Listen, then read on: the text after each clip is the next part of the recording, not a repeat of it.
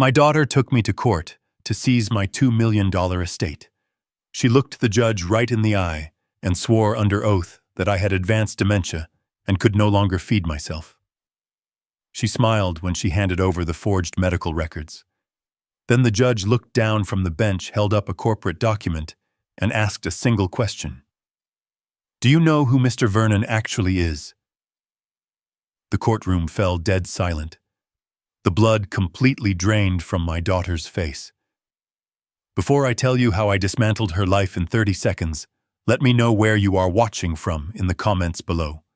Hit the like button and subscribe if you have ever had to teach an arrogant family member a lesson they will never forget. The morning the ambush began, I was kneeling on my front porch, replacing a rotted floorboard. I am 67 years old, but 40 years as a civil engineer means my hands still know how to work. The sun was hot and the neighborhood was quiet. A gray sedan pulled into my driveway. A man in a cheap wrinkled suit stepped out holding a thick manila envelope. He did not introduce himself. He simply asked if I was Richard Vernon. When I nodded, he tossed the envelope onto the porch stairs, told me I had been officially served, and drove away. I wiped the sawdust from my hands and tore open the seal. The heavy stack of legal documents was topped with an emergency conservatorship order. My eyes scanned the bold print. The petitioner was Melissa, my only daughter. The claims detailed in the petition made my blood run cold. She stated I was suffering from rapid cognitive decline. She claimed I frequently left the stove on, wandered the neighborhood at night, and was completely incapable of managing my own finances.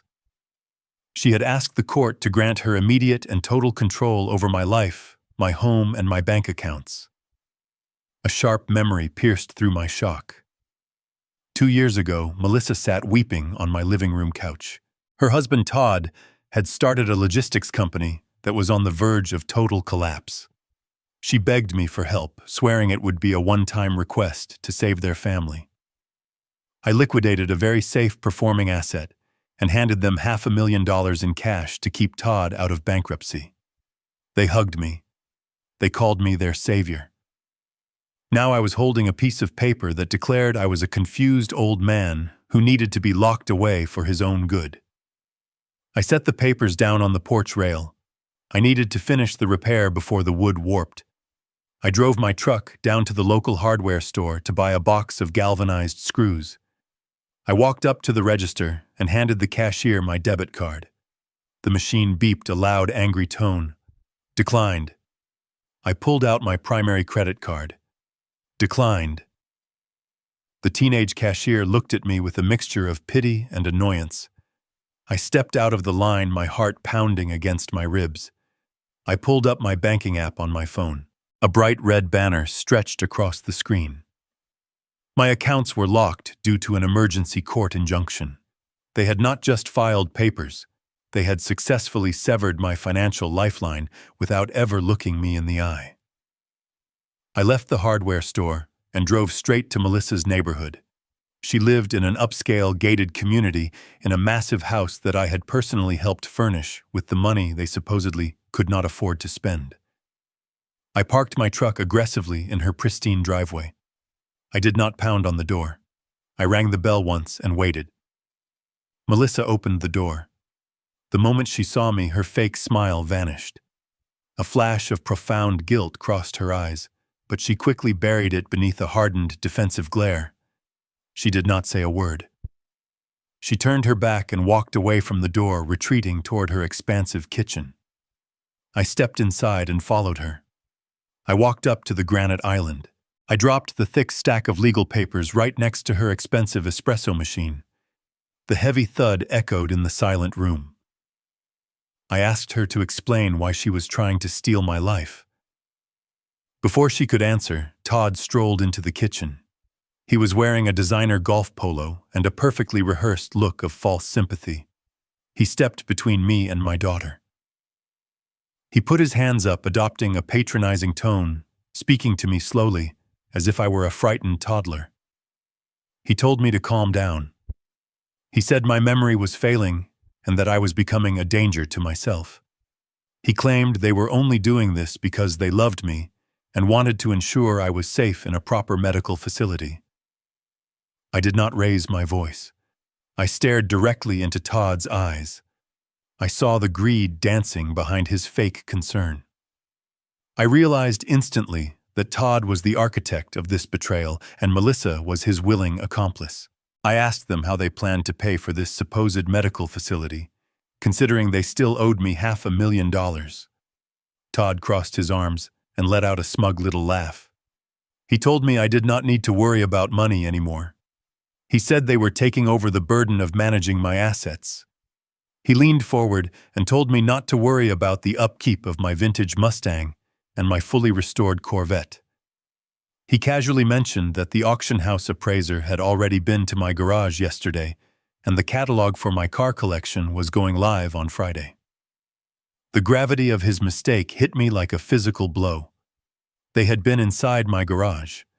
They had brought strangers onto my property while I was at the grocery store. They were not just freezing my accounts today. They had been meticulously planning the liquidation of my life for months.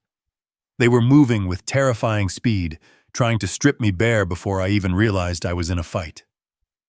I looked at Melissa. She stared at the floor, refusing to meet my gaze. I turned around and walked out of their house.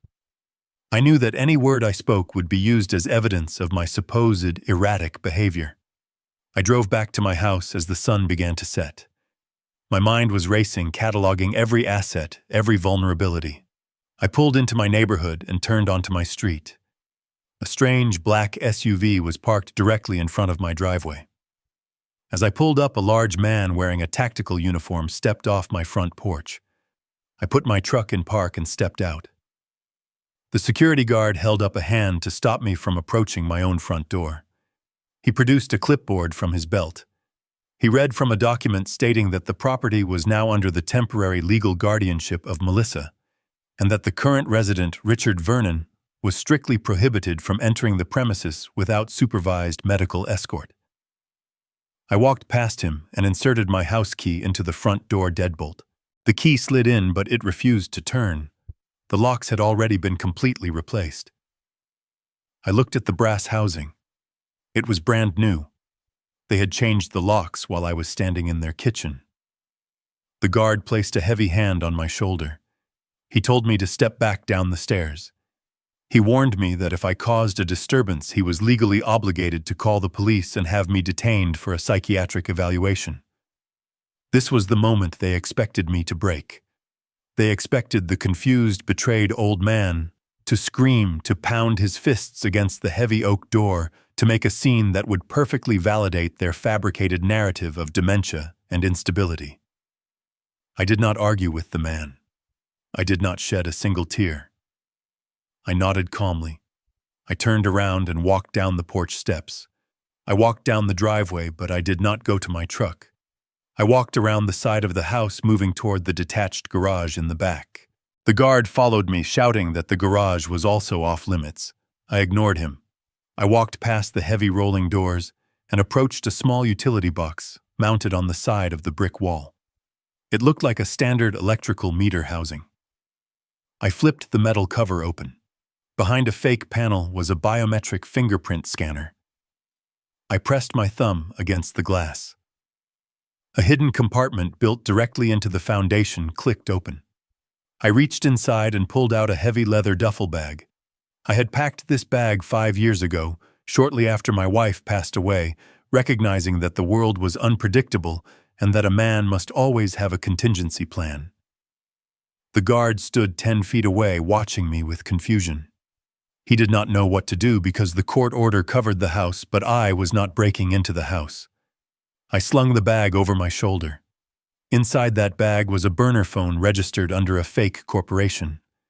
There was an untraceable encrypted laptop. There was $10,000 in unmarked cash.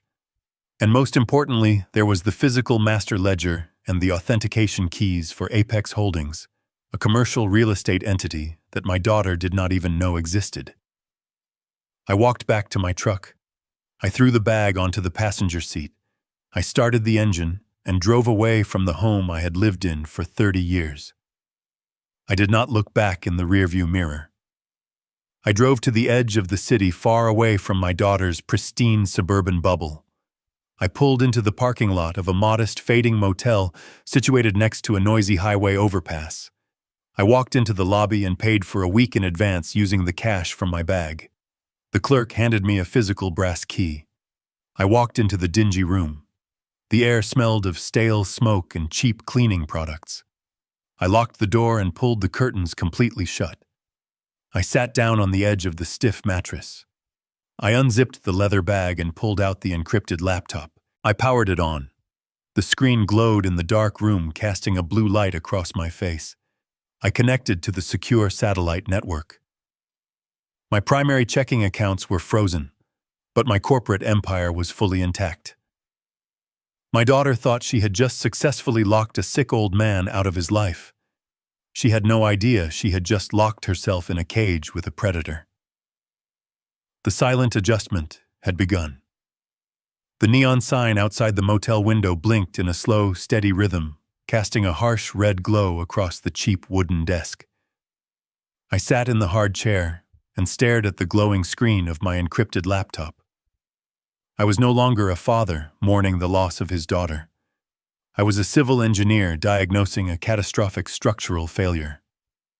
My life was the collapsing bridge, and I needed to find the exact point where the steel had been compromised.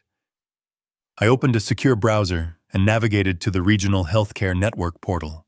Because of my previous career managing large-scale municipal projects, I knew exactly how to bypass the standard patient login screen and access the raw diagnostic database. I entered my social security number and the master passcode I had established years ago. The screen loaded a complete chronological history of every medical interaction I had over the past decade. I sorted the data, isolating the last 12 months. What I found was a meticulously constructed timeline of my own mental execution. Starting in October of last year, my medical profile showed a sudden, inexplicable spike in specialist visits. There were 3 distinct appointments with 3 entirely separate neurologists in 3 different cities. I stared at the dates flashing on the screen. I remembered these days, but my memory of them was heavily distorted. Melissa had framed each of these long drives as routine wellness checks required for my new premium health insurance policy. She had driven me to every single appointment. She had sat in the examination room with me, holding my hand, acting like the devoted child. I opened the physician notes for the first visit, dated October 14th. The doctor wrote that the patient's daughter reported severe short-term memory loss and frequent bouts of aggressive confusion. The clinical notes stated that I had supposedly left the gas stove burning overnight on 3 separate occasions, nearly destroying my neighborhood. This was an absolute fabrication. I have never gone to sleep without checking every appliance in the house, but the doctor had documented my daughter's lies as clinical symptoms. I clicked on the second visit, dated January 9th. The medical coding for this appointment was marked with a high-priority alert. This doctor noted that the patient appeared lethargic, completely unresponsive to basic stimuli, and unable to recall the current year or the name of the president. The third visit in March contained the most damning psychological notes of all. The specialist recorded that my daughter was deeply distressed by my violent mood swings and my complete inability to recognize my own son-in-law, Todd. I read these words, feeling a cold sweat break out on my neck. Melissa had not just lied to a single doctor. She had actively shopped around for medical professionals using my own premium insurance until she found specialists willing to document her fabricated symptoms without questioning the primary source. She was building an indestructible paper trail of insanity. Every time a doctor seemed skeptical, she simply moved on to the next clinic, adding another layer of false documentation to my permanent medical record. I sat back in the chair and closed my eyes against the harsh blue light of the laptop. I needed to understand why I had actually appeared so lethargic and unresponsive during that specific appointment in January. I have always been a sharp, fast-thinking, and highly energetic man, but as I mentally retraced my steps through the cold winter months, a dark and terrifying realization began to take shape in my mind. 8 months ago, Melissa had come to my house unannounced, carrying a large plastic organizer filled with custom dietary supplements.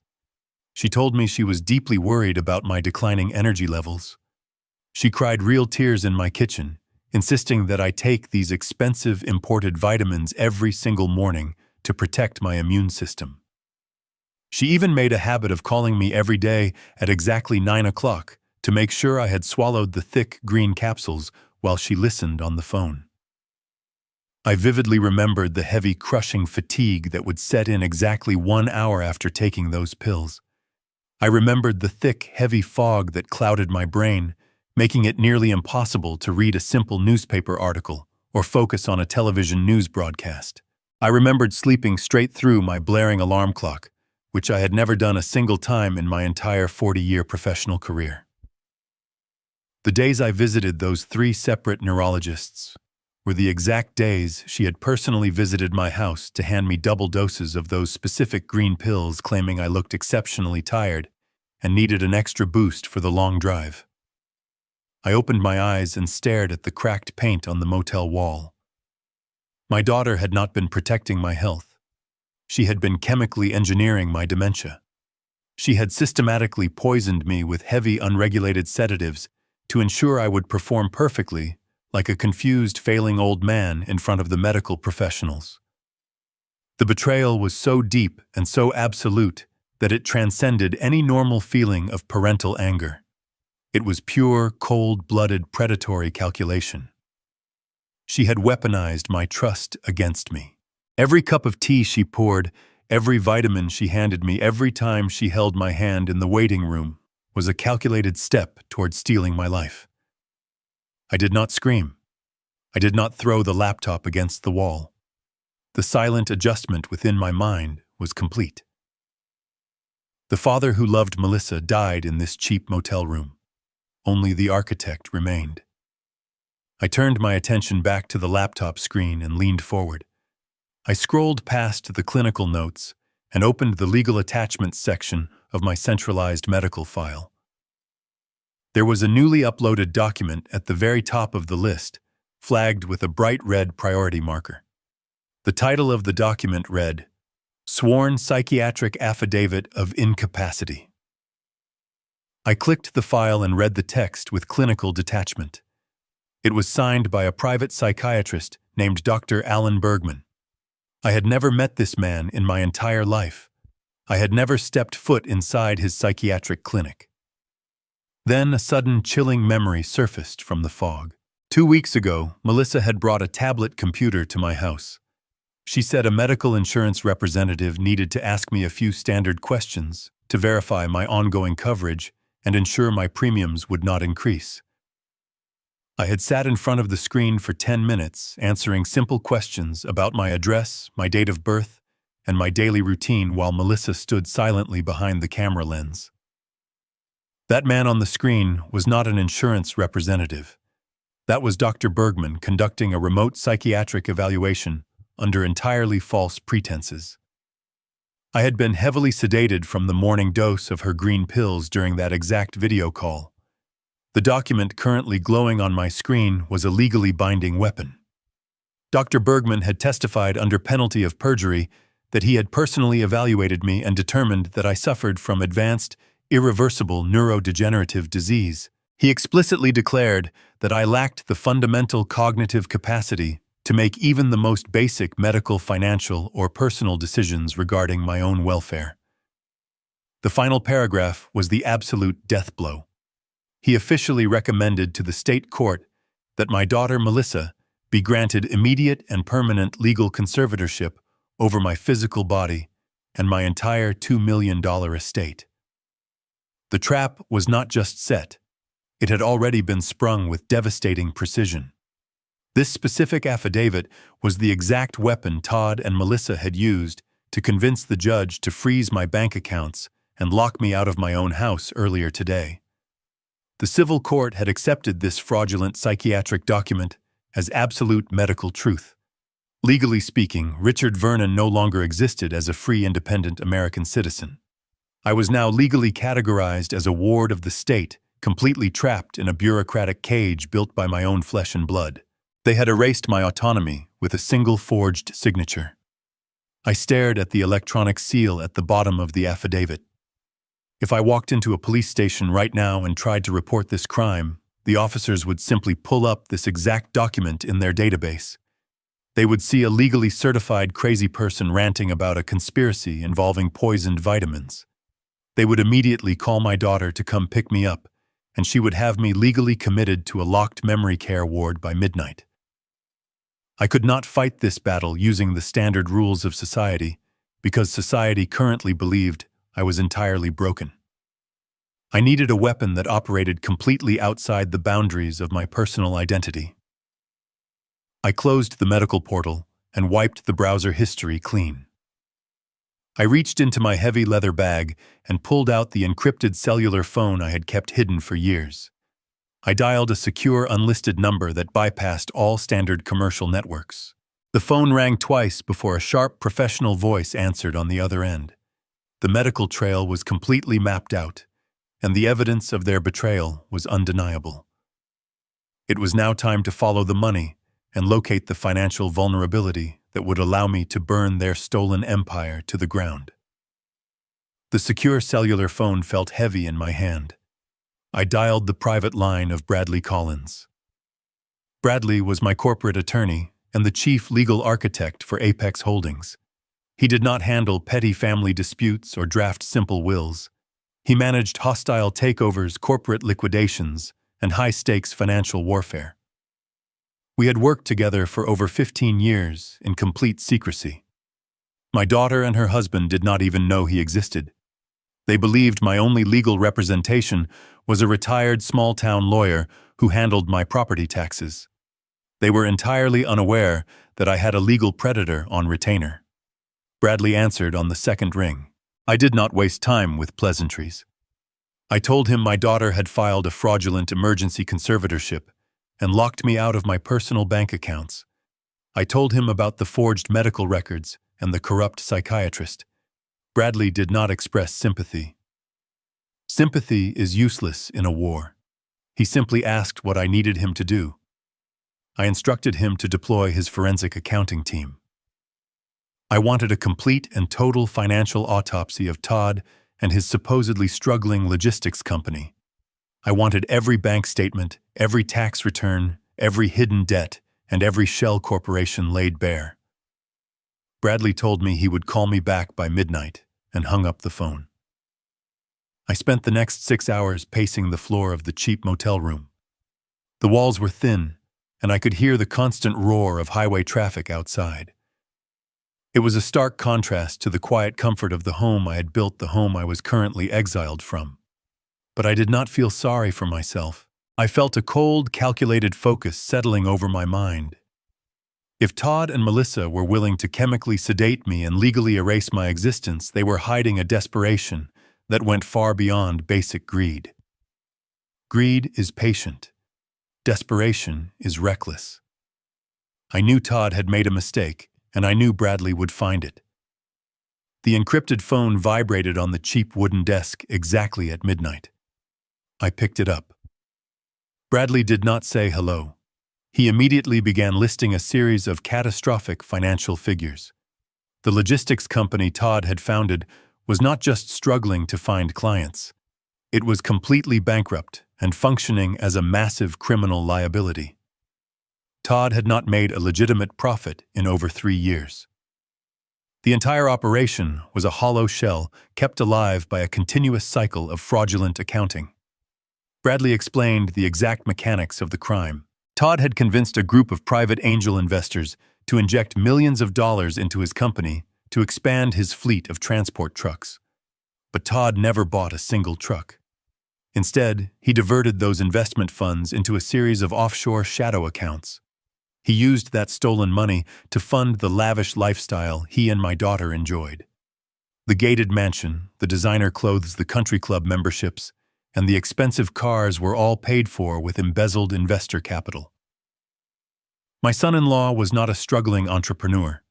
He was a high-level thief running a sophisticated Ponzi scheme.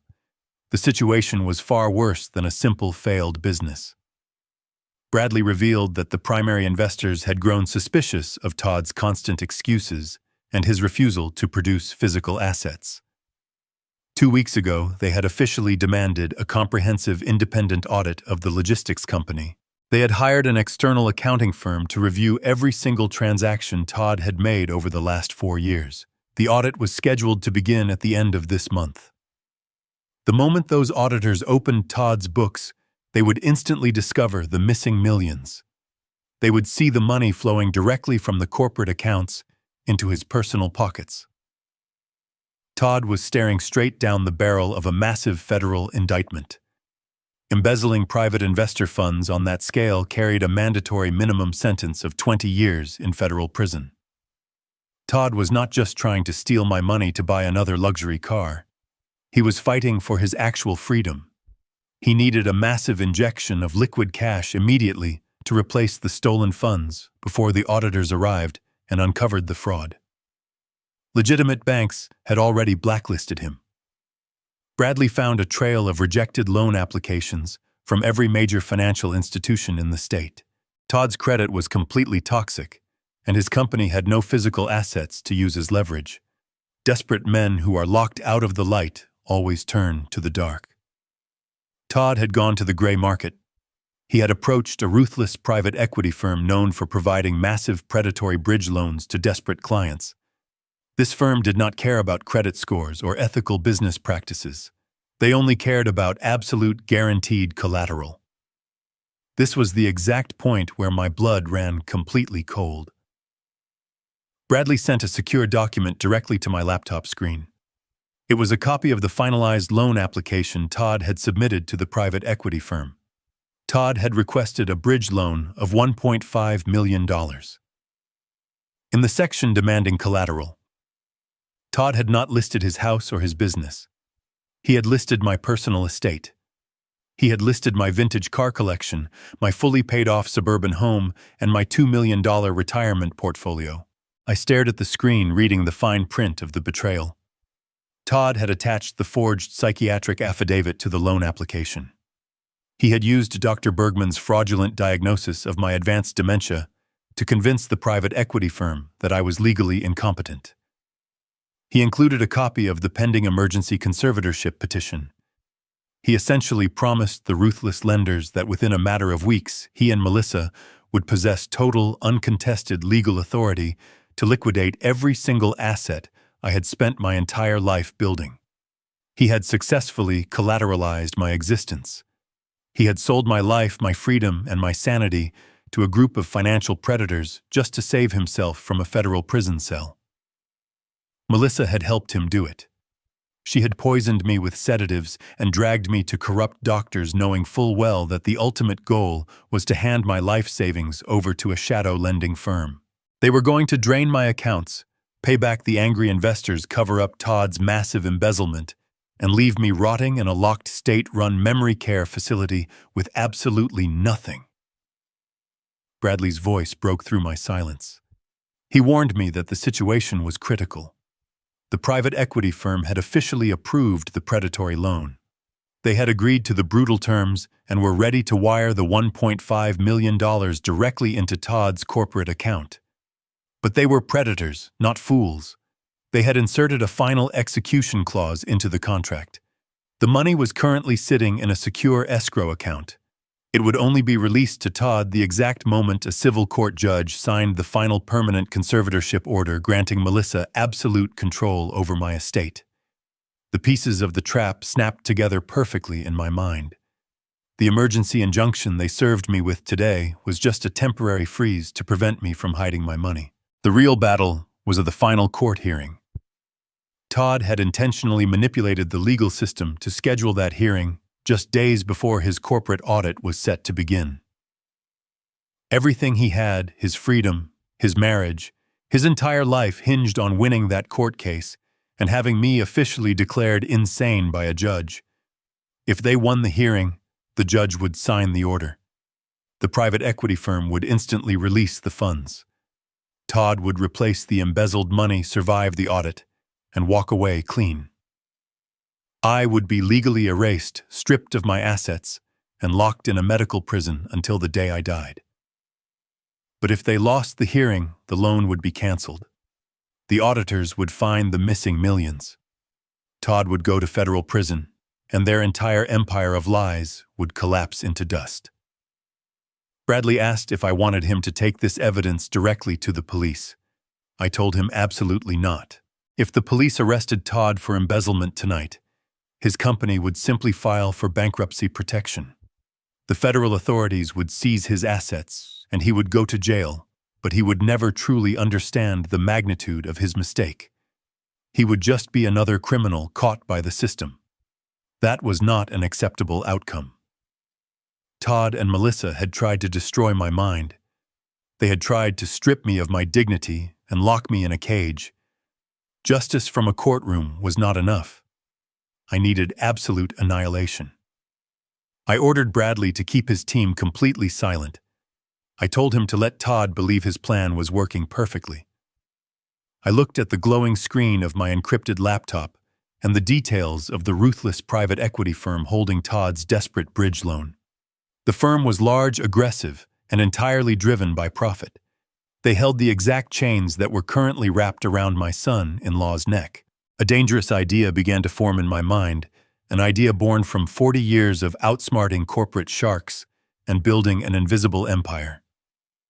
I told Bradley to prepare the master accounts for Apex Holdings. We were not going to run from the predators. We were going to buy them. The sun rose over the highway, casting long gray shadows across the stained carpet of my motel room.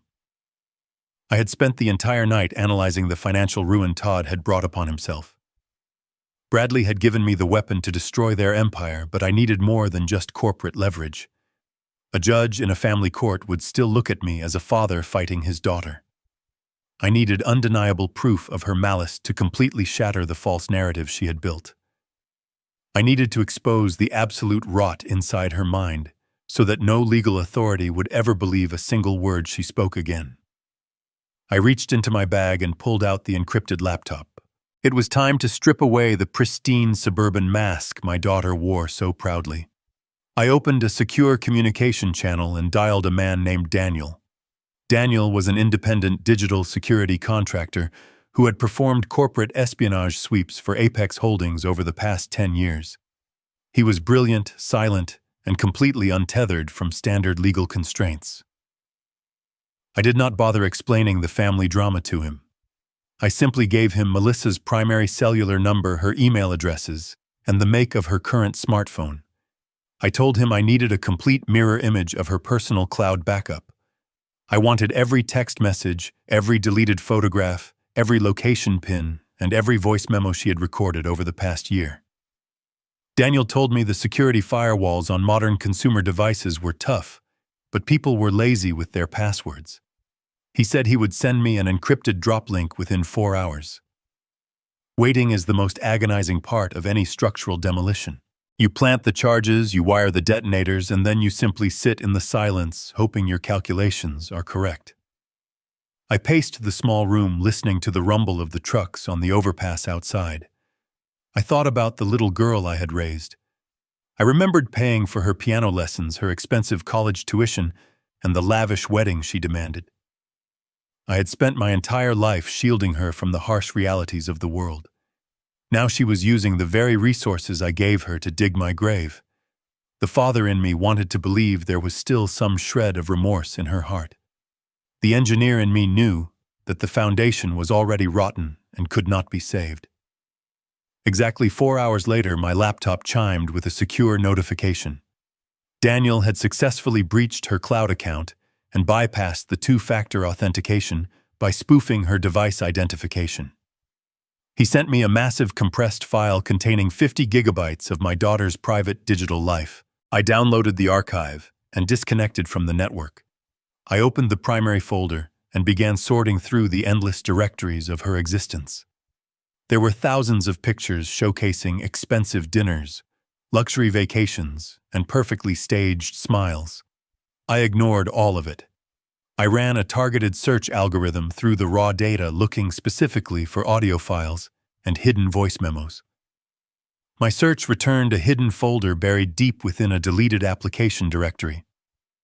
Melissa had installed an automatic call recording application on her phone last year, likely to keep track of her arguments with contractors during her kitchen renovation.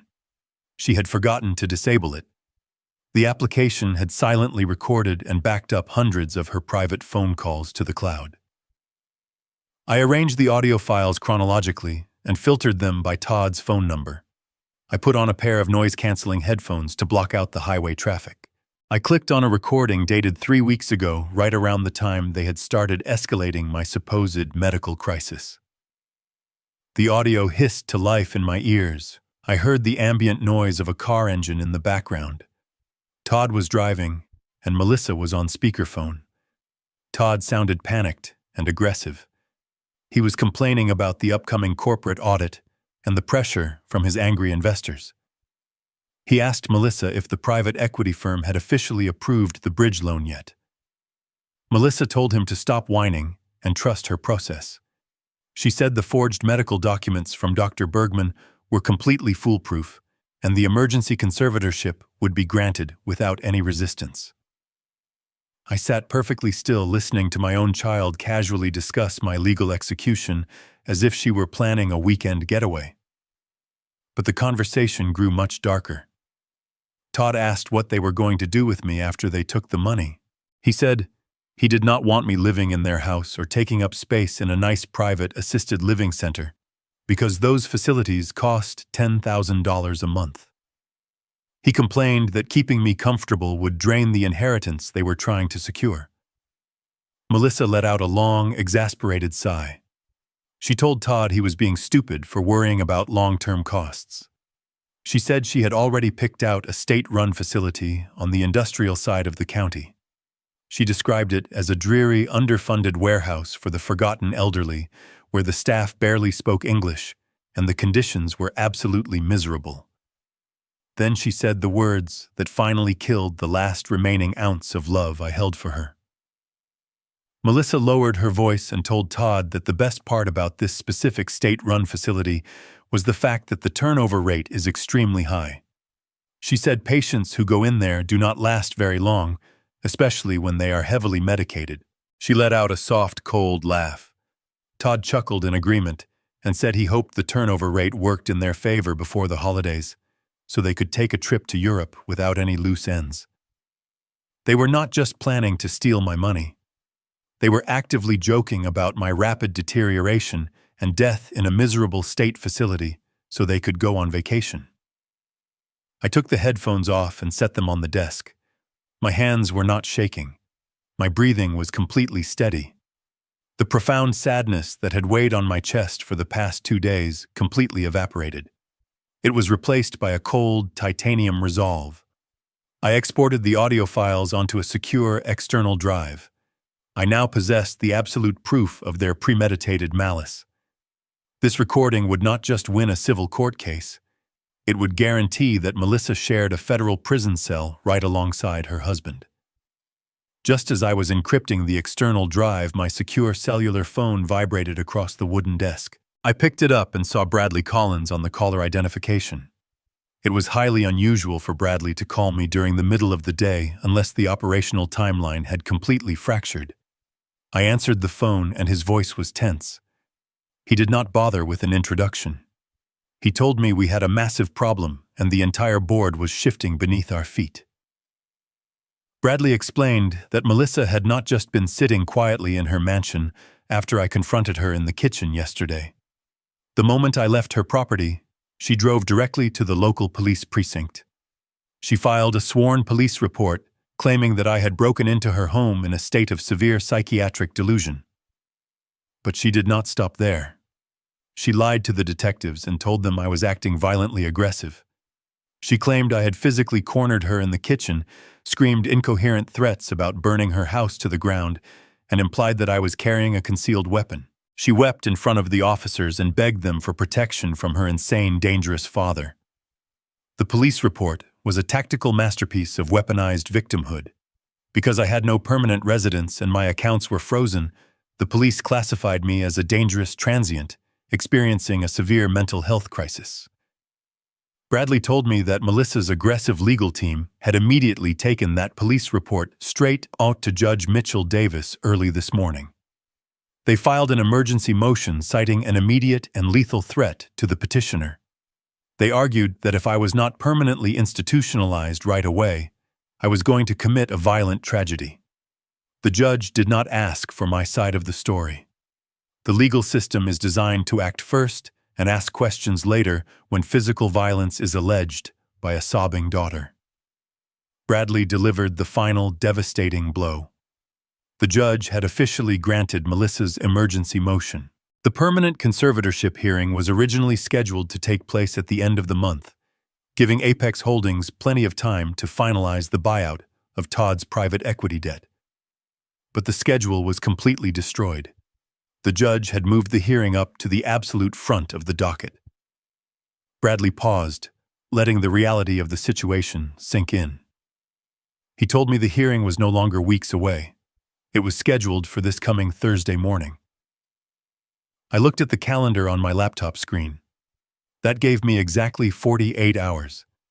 I had 48 hours before I was forced to stand in front of a judge who had already been primed to view me as a violent, demented threat. Apex Holdings needed at least 5 business days to legally purchase the private equity firm and take control of Todd's fraudulent loan. My weapon was not going to be ready in time. I was completely outmaneuvered. If I walked into that courtroom on Thursday morning without the corporate trap fully armed, Todd and Melissa would win. The judge would sign the order, the private equity money would hit Todd's account, and I would be dragged out of the courthouse in medical restraints. I was running out of time, and the walls of the trap were rapidly closing in. I hung up the phone and stared at the blinking neon light outside my window. I needed a miracle, or I needed to break the law. I packed the encrypted laptop and the master ledger back into my heavy leather duffel bag. I wiped down every surface in the cheap motel room, leaving absolutely no trace of my presence. Bradley had arranged my extraction with military precision. A black sedan with tinted windows idled silently behind the diner across the street from the motel. I walked through the damp night air carrying the weight of my stolen life and climbed into the back seat. The driver did not speak a single word to me. He simply put the car in gear and drove me directly to a small private airfield located on the desolate outskirts of the county. Bradley was already waiting on the dark tarmac, standing next to a sleek, twin-engine corporate jet. He handed me a secure leather folder containing a new government identification card and a completely fabricated medical history. For the next 3 days, I was no longer Richard Vernon. I was a man named Arthur Pendleton, a retired executive seeking a premium private cognitive evaluation. We boarded the jet, and the engines roared to life, lifting us rapidly into the dark night sky. I looked out the small cabin window, watching the glowing city lights of my home disappear below the thick clouds. My own daughter had weaponized the local courts and the local police force against me. She had trapped me in a legal jurisdiction where my actual name was now completely synonymous with violent insanity. To prove my absolute sanity to the world, I had to completely erase my identity and flee my home state like a wanted fugitive. It was a bitter and twisted irony, but engineers do not complain about the pull of gravity. They simply build structures capable of withstanding the crushing weight. We landed just before dawn in a neighboring state far outside the reach of my daughter and her corrupt legal network. A second private car drove us up a winding mountain road to a sprawling glass and steel medical complex hidden deep within an isolated pine forest. This was not a strip mall clinic or a corrupt psychiatrist office like the ones Melissa had dragged me to over the past 8 months. This was one of the most prestigious and exclusive neurological research institutes in the entire country. Their diagnostic reports were considered absolute, unassailable medical gospel in any federal or state courtroom across the nation. Bradley had leveraged significant corporate capital from Apex Holdings to completely bypass their standard 6-month waiting list and secure a highly confidential emergency evaluation. I walked through the automated glass doors into a pristine lobby that smelled of sterile alcohol and quiet, efficient authority. I was immediately greeted by the chief of neurology, a sharp, intelligent doctor who did not look at me with pity or fake sympathy. He looked at me like a complex machine that required a precise and objective diagnostic baseline. I handed him my forged identification, and he escorted me directly to a secure private research wing. For the next 72 hours, I was completely cut off from the outside world. There were no cellular phones allowed, no televisions, and absolutely no outside distractions. There was only the cold, clinical pursuit of the absolute truth. The testing began immediately, and it was brutally exhaustive. Melissa had relied on a fraudulent 10-minute video call to declare me legally incompetent and strip me of my human rights. The institute required 3 consecutive days of rigorous intellectual, physical, and psychological trials to establish a true cognitive baseline. They placed me inside massive magnetic resonance imaging machines, for hours mapping the complex electrical pathways of my brain. They drew dozens of vials of blood testing for every conceivable metabolic anomaly, vitamin deficiency, and genetic marker associated with cognitive decline. I sat in a brightly lit examination room for hours, answering complex mathematical puzzles, spatial reasoning tests, and deep memory retention exercises. The neuropsychologists pushed my mind to its absolute limits, trying to find a single microscopic fracture in my cognitive foundation. They asked me to recite long random sequences of numbers backwards, to identify obscure visual patterns embedded in noise, and to solve complex logic equations under artificial time constraints designed to induce panic. I did not falter a single time. I leaned completely into the challenge. I approached every single test with the cold, calculating precision of a master civil engineer, analyzing a critical load-bearing blueprint. I had spent my entire life building massive bridges and towering skyscrapers that had to withstand earthquakes and hurricanes. A few psychological logic puzzles were not going to break me. I focused all my quiet rage and all my deep betrayal into a pure, razor-sharp concentration. Every correct answer I provided was a solid, heavy brick in the fortress I was currently building to crush my daughter. Every perfectly solved spatial equation was a permanent iron nail in her legal coffin. The doctors seemed increasingly surprised by my relentless speed and absolute accuracy, noting in their charts that my cognitive function was not just normal, but exceptionally high for a man of any age. I was outperforming their baseline metrics across every single category.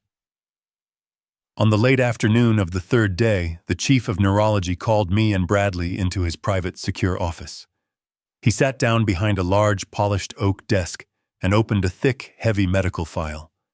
He looked at me with a profound professional gravity that demanded absolute silence in the room. He stated categorically that there was absolutely no evidence of neurodegenerative disease, early-onset dementia, or any form of cognitive decline. He turned the laptop screen toward me, showing the high-resolution scans of my brain. He told me the physical structures of my mind were pristine, and my memory retention was completely flawless. He officially declared that the fraudulent diagnosis provided by Dr. Bergman was medically impossible and scientifically absurd. But the neurologist did not stop there. He pulled out a separate sheet of paper printed on bright red laboratory stationery and placed it carefully on the desk. He explained that the exhaustive toxicological blood panels had uncovered something deeply concerning and highly dangerous. The laboratory technicians had found microscopic residual traces of a powerful synthetic chemical compound embedded deep within my fat cells. He read the long chemical name of the drug aloud. It was a heavy industrial-grade tranquilizer typically used in locked psychiatric wards to chemically subdue violently psychotic patients. It was an incredibly dangerous substance that was strictly regulated and absolutely not something a person could buy over the counter or accidentally ingest from a bad piece of food. The neurologist explained the severe side effects of the drug. He told me that prolonged daily exposure to this specific chemical would cause profound physical lethargy, severe memory fragmentation, temporary facial paralysis, and behavioral symptoms that completely mimicked the devastating effects of advanced dementia. He looked me directly in the eye and told me the terrifying truth. Someone had been systematically and intentionally poisoning me with heavy sedatives for months. The medical proof of her absolute evil was finally resting in my hands. The heavy sedatives, the supposedly healthy green vitamin pills Melissa had forced me to swallow every single morning, were now scientifically documented by the most respected medical institution in the country.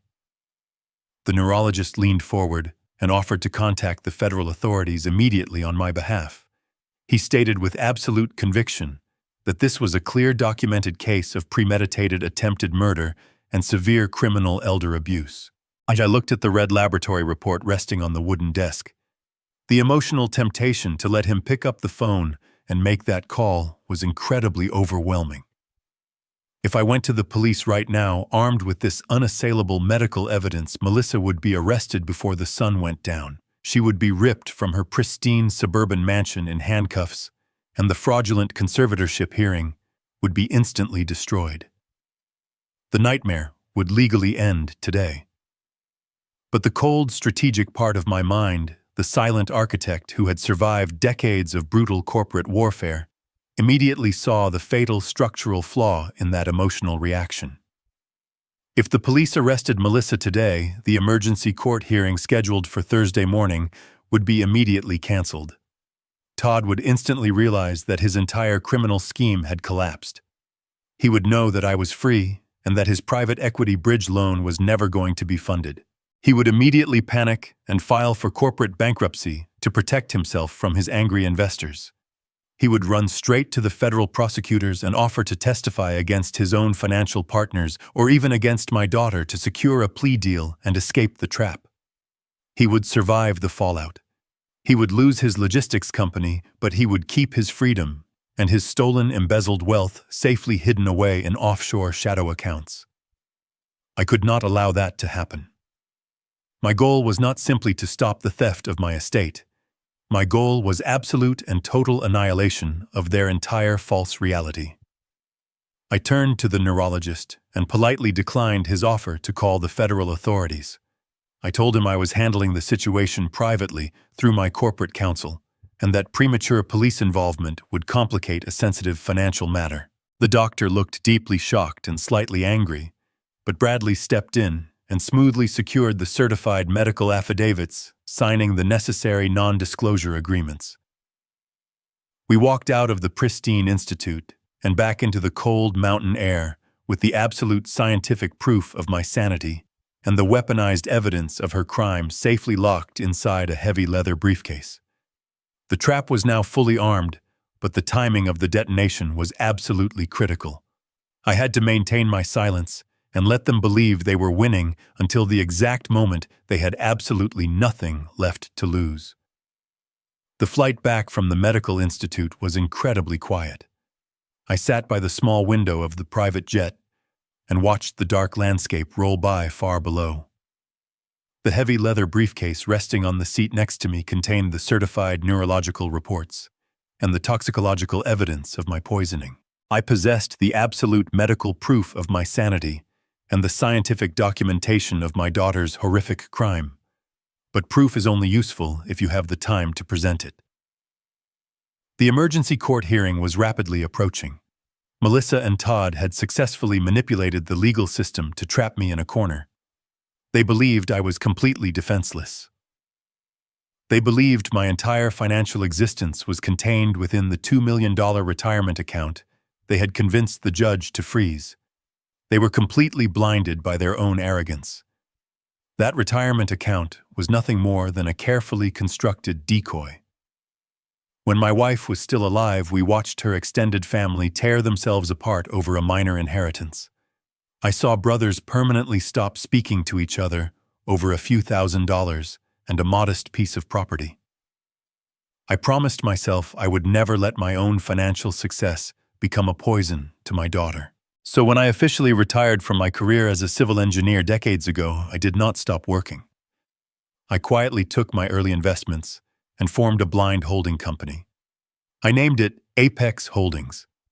It was a commercial real estate entity that specialized entirely in acquiring distressed industrial properties and logistical supply chain centers. I built it from the ground up using proxy directors and ironclad trusts to ensure my name never appeared on any public corporate documents. I chose industrial real estate because it is completely invisible to the average person. Vain people buy shiny skyscrapers and luxury apartment buildings. Truly wealthy people buy the massive concrete warehouses that supply the entire region.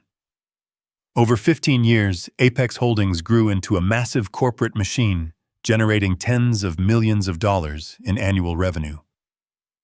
Melissa thought I spent my retirement reading history books and fixing vintage cars in my garage.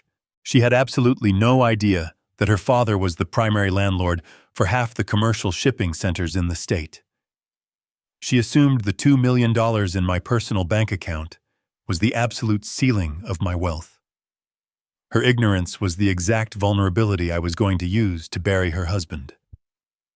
I opened my encrypted laptop as the jet began its final descent. Bradley sat across from me reviewing the financial dossier on the private equity firm holding Todd's desperate bridge loan. The firm was called Vanguard Capital Partners. They were ruthless financial predators who specialized in lending money to desperate men at astronomical interest rates. They demanded personal liberty and physical assets as collateral. Todd had signed a preliminary contract with them that guaranteed them the right to seize everything he owned if he failed to repay the loan. But Vanguard Capital Partners had a structural weakness of their own. Bradley had discovered that they were heavily over-leveraged in the commercial shipping sector. They desperately needed an immediate massive injection of liquid capital to satisfy their own institutional investors before the end of the fiscal quarter. I looked at Bradley and told him we were not going to try to block Todd's loan. I told him we were going to buy the entire debt portfolio from Vanguard Capital Partners. Bradley stared at me for a long moment. Purchasing a toxic debt portfolio from a major lending firm normally required months of intense negotiation, corporate audits, and legal due diligence. We had less than 48 hours before the court hearing. Bradley warned me that acquiring the paper that fast would require a massive hostile Taumal cash offer. We would have to bypass all standard corporate protocols and pay a premium so incredibly high that the senior partners at Vanguard could not legally refuse the acquisition. I told him I did not care about the premium. I was not buying a long-term investment. I was buying a guillotine. I authorized Bradley to unlock the primary corporate reserves of Apex Holdings. I instructed him to instantly wire $30 million into a secure escrow account to prove our absolute liquidity to the target firm. The moment the jet landed, Bradley immediately contacted the senior managing partners at Vanguard Capital Partners. He completely bypassed their junior analysts and went straight to the top executives. He offered to buy their entire high-risk lending portfolio, including the pending $1.5 million bridge loan contracted to my son-in-law. He offered them 20% above the absolute maximum market value of the entire portfolio. It was an obscene amount of money designed to paralyze their critical thinking. The only condition Bradley attached to the massive offer was that the legal transfer of ownership had to be finalized and fully executed before tomorrow night. The executives at Vanguard did not ask questions about the sudden windfall. When a phantom corporate entity offers you tens of millions of dollars above market value for a portfolio of toxic, high-risk debt, you do not hesitate. The greed of the financial predators made them incredibly predictable. They immediately agreed to the terms. Bradley drafted the acquisition contracts from the back seat of our tinted sedan while we drove through the dark, empty city streets. He worked with the cold mechanical efficiency of an executioner sharpening a blade. We needed to ensure that every single legal loophole was completely sealed. The contract stipulated that Apex Holdings would instantly assume absolute control over all collateral associated with the acquired loans. By the time the sun came up over the horizon, the legal framework was completely locked in place. The contracts were signed digitally by the proxy directors of both corporations and the massive transfer of corporate funds was officially authorized. I closed the laptop and watched the early morning light reflect off the towering city buildings. Melissa and Todd were currently waking up in their luxurious suburban mansion. They were likely drinking expensive coffee and rehearsing the terrible lies they were going to tell the judge on Thursday morning. They believed they were merely days away from becoming millionaires. They believed they had successfully caged a frail, demented old man. They had absolutely no idea that the tectonic plates of their reality had just violently shifted beneath their feet. I was no longer just the father they had betrayed.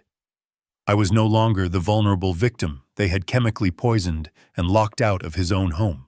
Through the invisible, terrifying power of Apex Holdings, I was now the absolute legal owner of Vanguard Capital Partners' entire high-risk debt portfolio. The massive bridge loan Todd desperately needed to avoid federal prison was no longer controlled by anonymous corporate executives in a high-rise office. It was controlled entirely by me. I officially owned his debt. I owned the primary lien on his fraudulent logistics business. I held the absolute legal right to demand immediate repayment the exact second he defaulted on any of the terms. He had mortgaged his entire life to escape a federal prison cell, and he had unknowingly handed the only key directly to the man he was actively trying to destroy. The silent adjustment was complete. I had built the perfect invisible trap entirely out of his own financial desperation. But simply owning the debt was not enough to secure my absolute revenge. If I called in the loan right now, Todd would simply declare bankruptcy and avoid the immediate consequences. I needed him to stand in a court of law under oath and officially accept the money. I needed him to legally bind himself to the terms of the loan in front of a judge so he could never escape the financial devastation that was about to follow. The counterstrike was fully armed, and I was finally ready to face my daughter in the courtroom. The emergency legal motion my daughter filed contained a very specific and highly dangerous trap. Because Judge Davis had granted the temporary injunction based on her fabricated police report, the court had officially mandated a psychiatric welfare check. I received a stern voicemail on my monitored phone from a state-appointed social worker. She stated that I was legally required to meet her at a neutral municipal building on Wednesday afternoon. The purpose of this meeting was to conduct an immediate preliminary assessment of my living conditions and my baseline mental stability before the final hearing on Thursday morning. The social worker warned me that failing to appear would be entered into the official court record as undeniable proof of my severe cognitive decline, my erratic behavior, and my inability to follow basic legal instructions. A normal man fighting a desperate defensive war would have rushed to that appointment.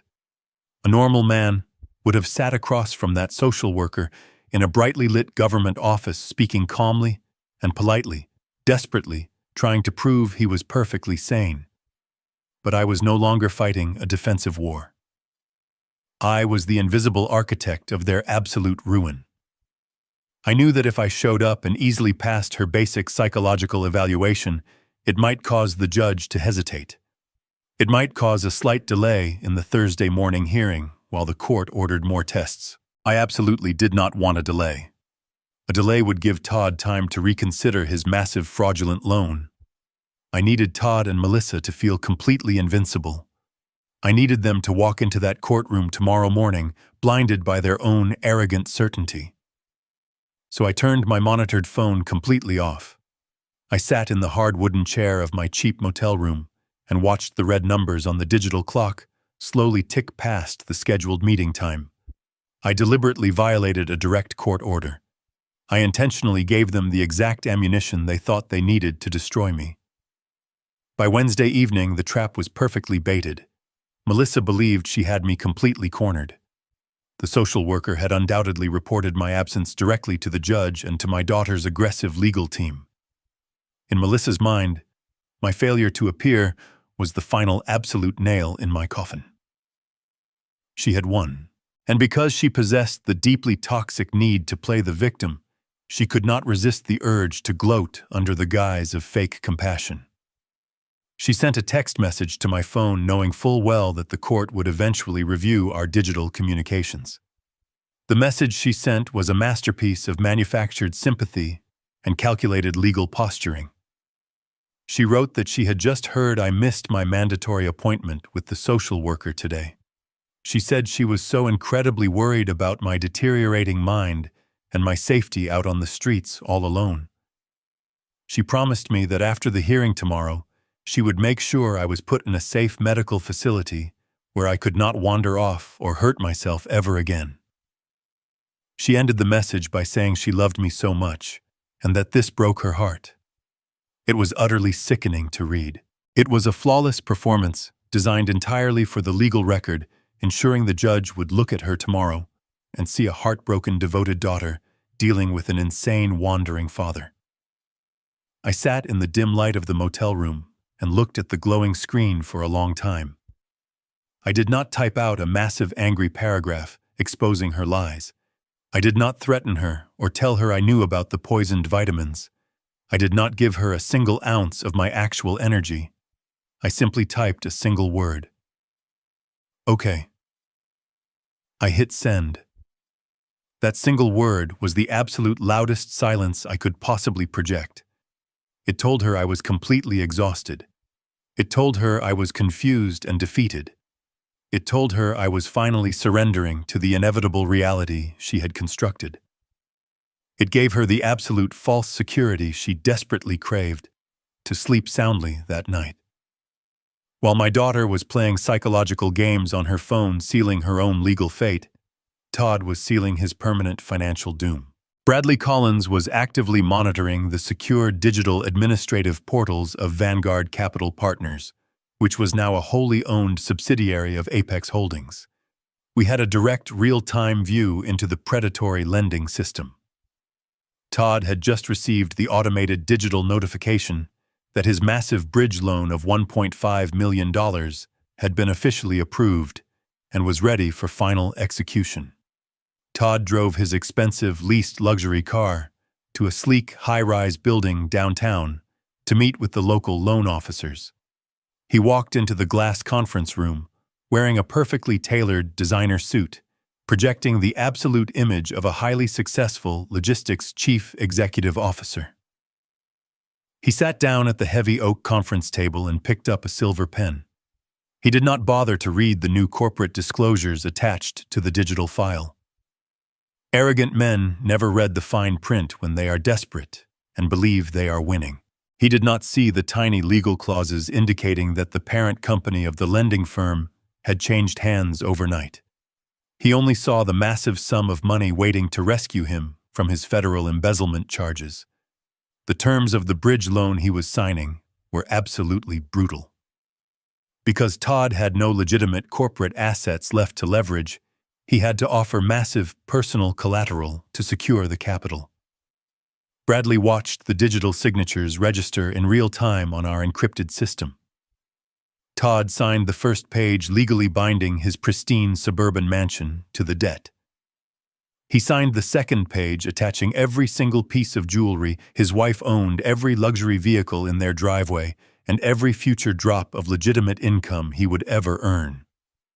He signed the third page completely waiving his right to a standard legal foreclosure process if he defaulted on the payments. He was legally agreeing to immediate and absolute asset seizure without any court intervention or legal defense. He was literally signing his entire physical existence away to a shadow corporation.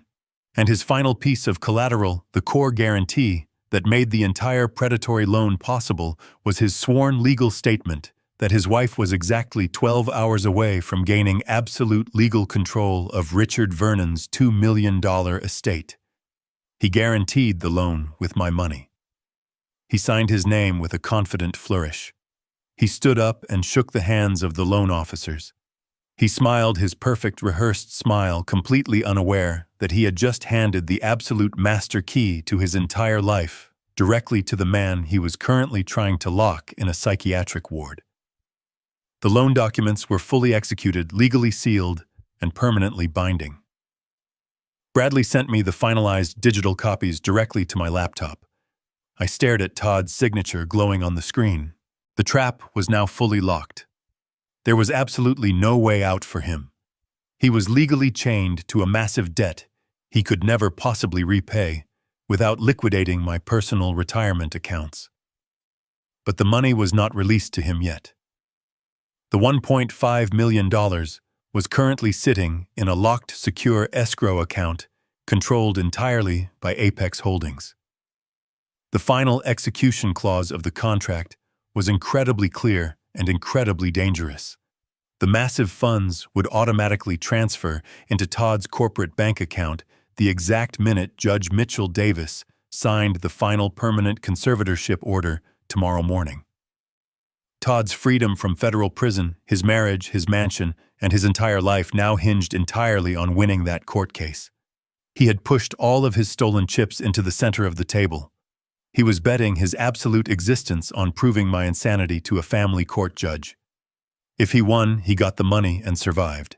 If he lost, he was legally bound to a predatory loan he could not pay his house, would be instantly seized by my corporation, and the federal auditors would discover his massive embezzlement the very next week.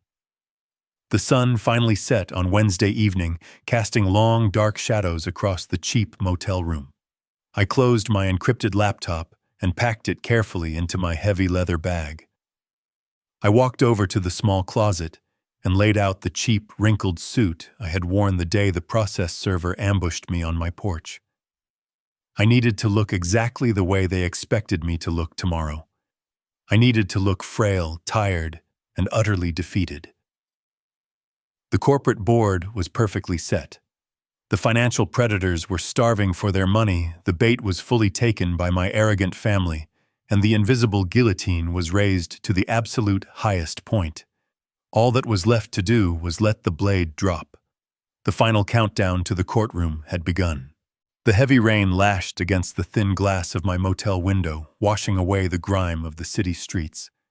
It was Wednesday night, the final hours before the courtroom battle. I sat alone at the small wooden desk, illuminated only by the harsh yellow light of a single exposed bulb. The room smelled of old dust and cheap cleaning chemicals.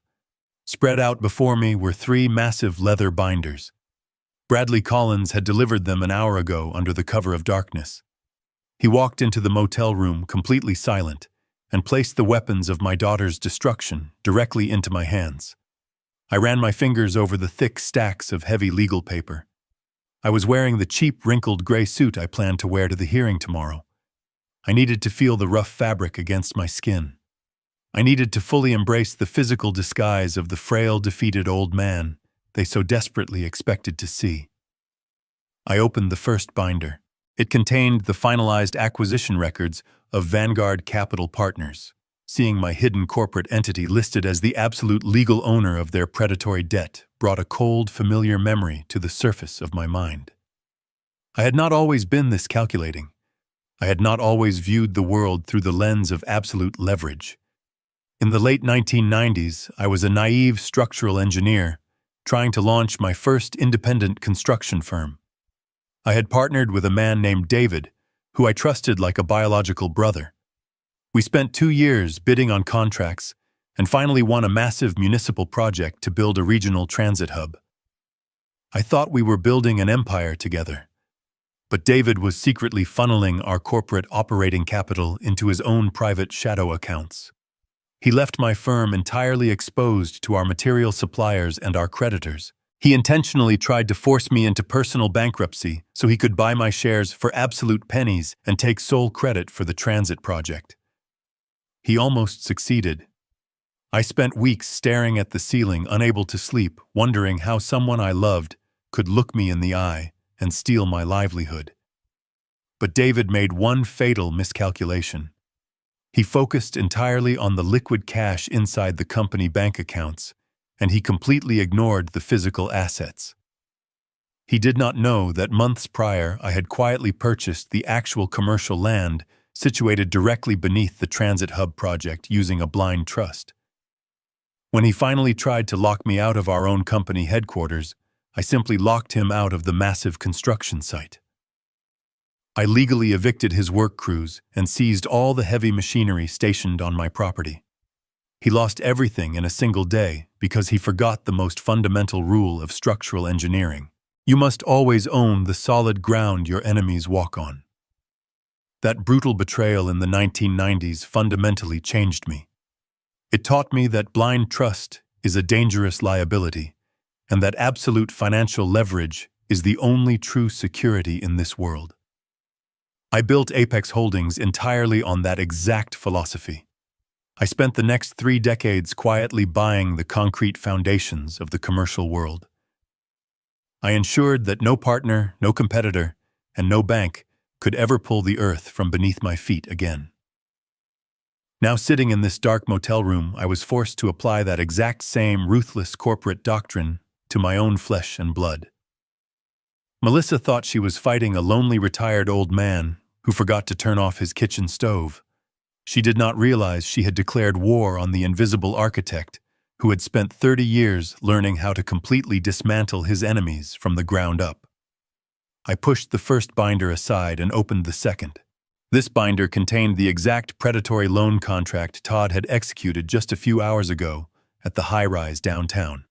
The digital ink on his signature was practically glowing on the printed page. I flipped past the standard lending terms and turned directly to the final section of the contract. This was the immediate execution clause Todd had blindly signed in his desperate rush to secure the $1.5 million. Because he possessed no legitimate corporate assets, he had been forced to waive every standard consumer protection right. He had legally waived his right to a standard 30-day foreclosure notice. He had agreed to an immediate and absolute asset seizure in the event of any material misrepresentation of his collateral. His entire multi-million-dollar loan was guaranteed by a single fatal promise. He had guaranteed the financial predators that his wife would legally control my $2 million estate by tomorrow morning. He had attached the forged psychiatric evaluation from Dr. Bergman as absolute proof of his claim. But I held the certified neurological reports from the National Institute proving that her entire legal petition was a massive documented fraud. That meant Todd had officially secured a massive loan using entirely fraudulent and criminal collateral.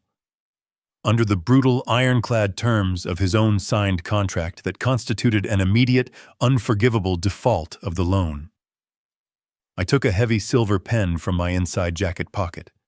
I turned to the final pages of the binder. These were the corporate asset seizure authorization forms. These were the lethal legal documents that would instantly strip Todd of his pristine suburban mansion, his leased luxury cars, and his remaining corporate bank accounts. I pressed the tip of the pen to the thick paper. I did not hesitate for a single second. My hand did not shake. I signed my true legal name with absolute steady precision, but I did not date the legal documents for Wednesday night. I looked at the digital clock glowing on the bedside table. I wrote the date of tomorrow. Then I wrote the exact time. 9:00 in the morning. I deliberately post-dated my signature to legally activate the exact minute Judge Mitchell Davis was scheduled to bang his wooden gavel and open the emergency conservatorship hearing. The poetry of the execution was mathematically perfect. Melissa had ambushed me with a legal eviction notice while I was repairing my front porch. I was going to legally evict her from her own life while she was sitting confidently in a court of law. By signing these documents, I authorized Bradley Collins to dispatch a private security team to their upscale gated community the moment the clock struck 9. While Melissa was weeping fake tears in front of the judge, my corporate agents would be drilling out the locks on her custom mahogany front door. While Todd was whispering arrogant comments in the courtroom gallery, my security team would be towing his expensive vehicles out of his pristine driveway. They were going to walk out of that courthouse completely homeless and absolutely destitute. They were going to experience the exact same terrifying shock of displacement they had so casually inflicted upon me. I opened the third and final binder. This contained the certified toxicological reports proving Melissa had been intentionally poisoning me with heavy industrial sedatives. It contained the digital audio transcripts of her laughing about putting me in a miserable state-run facility with a high mortality rate.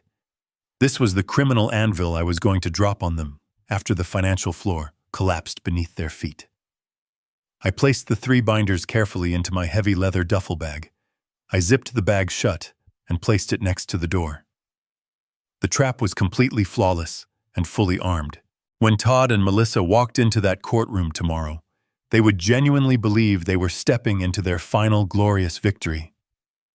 They would expect to walk out as wealthy, powerful masters of my domain.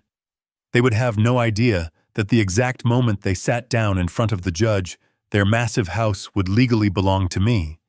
They would not know that the massive bridge loan they desperately needed to avoid federal prison was never going to arrive. I stood up from the wooden desk and looked at my reflection in the cheap, cracked mirror hanging above the motel sink. The man looking back at me looked old, tired, broken, and thoroughly confused. It was the perfect visual disguise. I took a deep breath and let the cold reality of the situation settle into my bones. The loving father who had happily paid for Melissa to have a beautiful wedding was officially dead. The man who had loaned Todd $500,000 out of the kindness of his heart no longer existed. The man going to court tomorrow was simply the corporate landlord of their complete destruction. I walked over to the desk and turned off the harsh yellow light. I lay down on the stiff mattress in the dark room, listening to the heavy rain beat against the roof. I closed my eyes and waited for the morning sun. I was absolutely ready to face the monsters I had unknowingly created and burn their stolen empire straight to the ground. The morning air was unseasonably cold for a Thursday. I stood on the concrete steps of the county courthouse and looked up at the towering stone columns. This was the arena my daughter had chosen for my execution. I had spent the last 3 days moving completely unseen through the highest levels of corporate finance and private medical research. Now I had to physically shrink myself down to fit the pathetic mold they had created for me. I wore the cheap gray suit I had laid out the night before. I had not ironed it. I intentionally wore a shirt with a slightly frayed collar and shoes that lacked their usual polish. I did not stand with the straight, rigid posture of a civil engineer. I allowed my shoulders to slump forward. I let my hands tremble just slightly as I reached for the heavy brass handle of the courthouse doors. The lobby was a chaotic echo chamber of desperate people fighting over broken promises and shattered families. I walked slowly through the metal detectors, playing the part of a confused, vulnerable elder. I found the directory board and traced my finger along the glass until I found the courtroom assigned to Judge Mitchell Davis.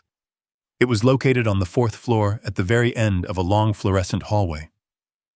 I took the elevator up, standing silently in the corner, while 2 young attorneys loudly discussed their weekend plans.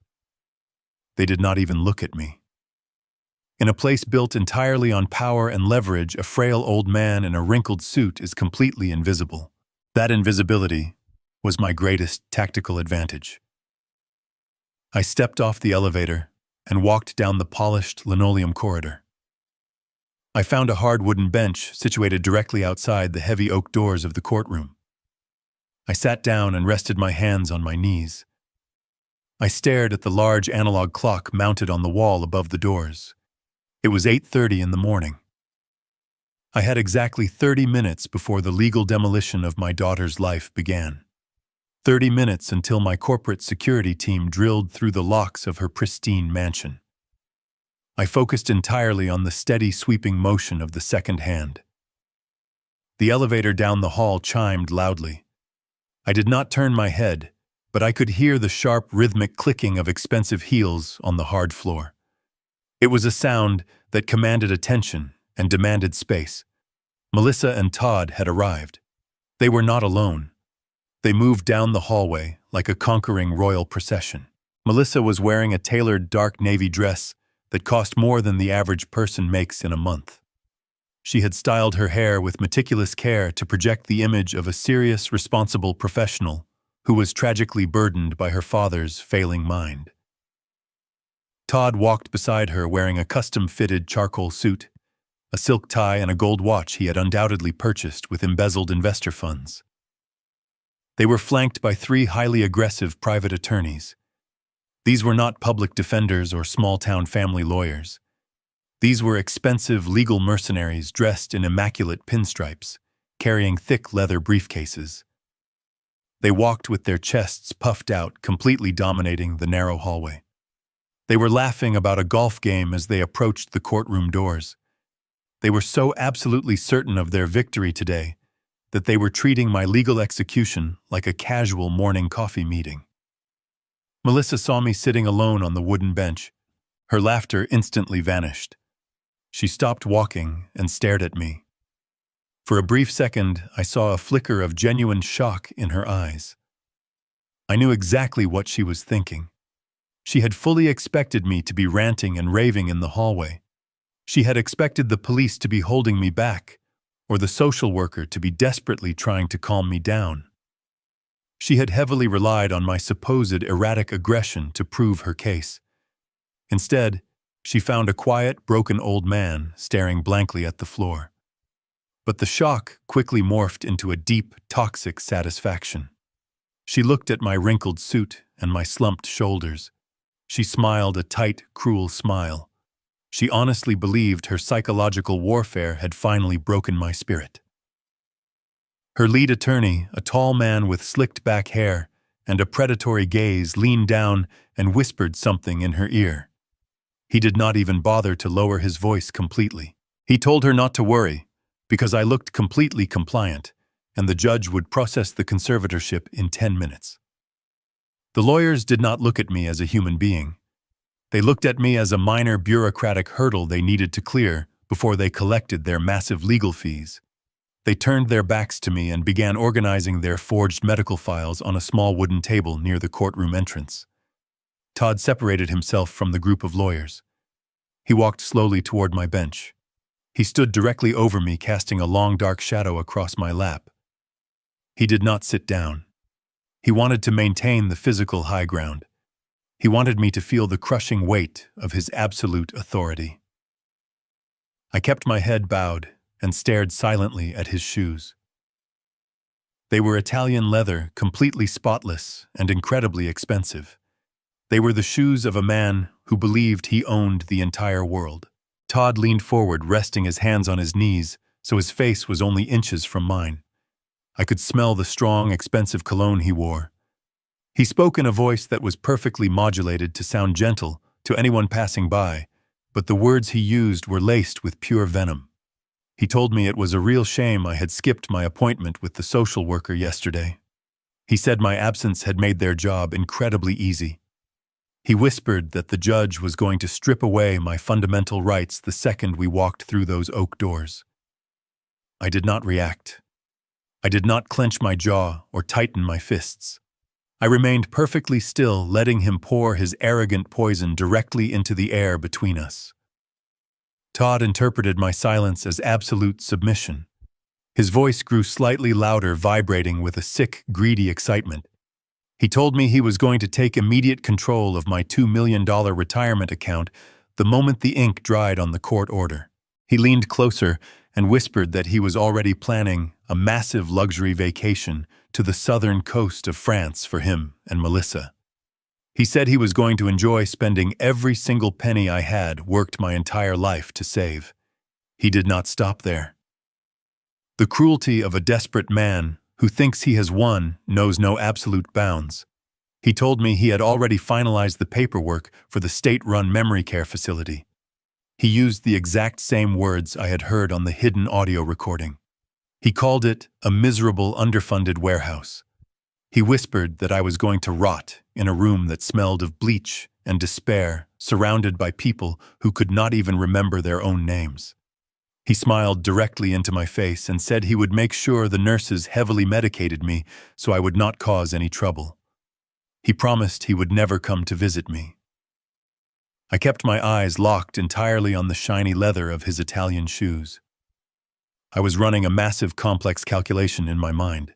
Todd believed those shoes belonged to him. He believed the expensive charcoal suit he was wearing belonged to him. He believed the mansion he had slept in last night and the luxury car he drove to the courthouse this morning belonged to him. He was completely oblivious to the massive invisible financial web that was currently tightening around his throat. Because I had legally purchased the massive private equity debt portfolio overnight through Apex Holdings, Todd was no longer a free man. Every single physical asset he claimed to own was now legally pledged to my corporation. The contract he had blindly signed yesterday gave me the absolute right to seize his property without warning if he presented fraudulent collateral.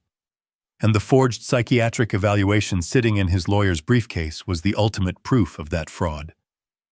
I stared at his shoes and felt a profound sense of absolute calm. It is a rare and terrifying thing to look at a man and know exactly when his life is going to end. I did not need to scream at him or defend my honor in the hallway. I did not need to tell him that my corporate security agents were currently pulling into his neighborhood with a fleet of moving trucks and heavy drilling equipment. I did not need to warn him that the $30 million corporation he thought was a faceless lending institution was actually controlled by the old man sitting quietly on the wooden bench. The heavy oak doors of the courtroom suddenly clicked open. A uniformed bailiff stepped out into the hallway holding a thick clipboard. He called out the case name with a loud, booming voice that echoed off the hard stone walls.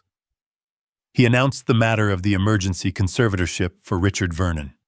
He instructed all parties to enter the courtroom and take their seats. Todd stood up straight and adjusted the knot of his expensive silk tie. He looked down at me one final time with a look of absolute disgust. He told me it was time to say goodbye to my life. He turned around and walked confidently toward the courtroom doors, joining Melissa and their aggressive legal team. They walked through the doors together, a united front of pure greed and completely manufactured righteousness. I waited for them to enter before I slowly pushed myself up from the hard wooden bench.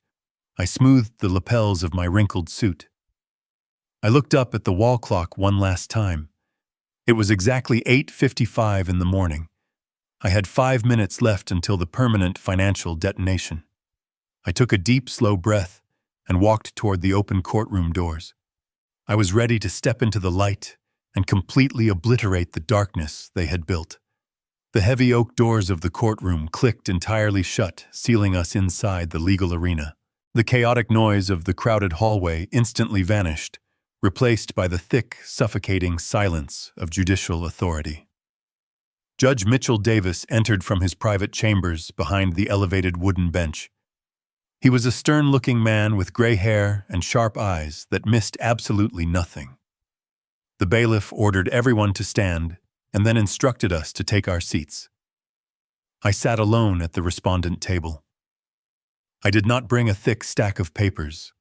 I did not have an aggressive lawyer sitting next to me ready to object. Bradley Collins was sitting quietly in the very back row of the public gallery, completely blending in with the law students and curious onlookers. I had specifically instructed him to remain entirely invisible until the absolute maximum level of damage had been inflicted by their lies. The visual dynamic of the courtroom was completely skewed by design. At the petitioner table, Melissa and Todd sat perfectly upright, flanked by their 3 expensive legal mercenaries. Their table was covered in thick, organized binders and pristine legal pads. My table was completely empty. Judge Davis looked down through his reading glasses and noted my apparent lack of legal representation. He asked me directly if I intended to represent myself in such a grave and complex legal matter. I stood up slowly, allowing my shoulders to sag. I kept my voice soft and slightly hesitant. I told him that I did not understand why I needed a lawyer to talk to my own daughter. Judge Davis let out a long, heavy sigh. He shook his head slightly. My performance played perfectly into the exact narrative they had painstakingly built. I looked exactly like a confused, frightened old man who fundamentally failed to grasp the terrifying reality of his own situation. The judge instructed the prosecution to begin their opening statements. Melissa's lead attorney immediately stood up. He buttoned his expensive tailored jacket and walked confidently to the center wooden podium. He possessed the smooth, booming voice of a man who was incredibly accustomed to winning. He did not begin with anger or aggression. He began with a deeply manufactured sense of profound sorrow. The attorney addressed the court by stating that today was a day of absolute familial tragedy. He painted a masterful verbal portrait of my past. He described me as a once brilliant and highly capable civil engineer who had built a wonderful life for his family. But then his voice dropped an entire octave. He told the judge that the brilliant man I used to be was completely gone. He claimed my mind had been violently ravaged by an aggressive, irreversible neurological disease. He pointed a long finger directly at me and stated that the man sitting alone at the table was completely detached from reality and a severe danger to himself and the general public. He wasted absolutely no time weaponizing my intentional absence from yesterday. He submitted a formal document to the court clerk detailing my failure to attend the mandatory psychiatric welfare check with the state-appointed social worker. The attorney leaned heavily on the wooden podium and told the judge that this was not a simple scheduling mistake. He called it a reckless and terrifying display of cognitive collapse. He argued that a man who cannot even remember to attend a court-ordered meeting regarding his own freedom is a man who is completely incapable of managing his physical survival or his financial independence. The attorney then expertly pivoted to the primary target of their entire criminal conspiracy: the money. He submitted a thick financial dossier outlining the exact value of my entire life savings. He meticulously detailed the $2 million retirement portfolio, the fully paid-off suburban home, and the vintage car collection resting in my garage. He spoke about these assets as if they were already sitting in Melissa's bank account. He warned the judge that these millions of dollars were in immediate critical danger of being completely squandered or destroyed by my failing mind. He claimed that Melissa was stepping forward, putting her own life on hold out of pure, selfless filial duty to protect her father's legacy from his own tragic deterioration.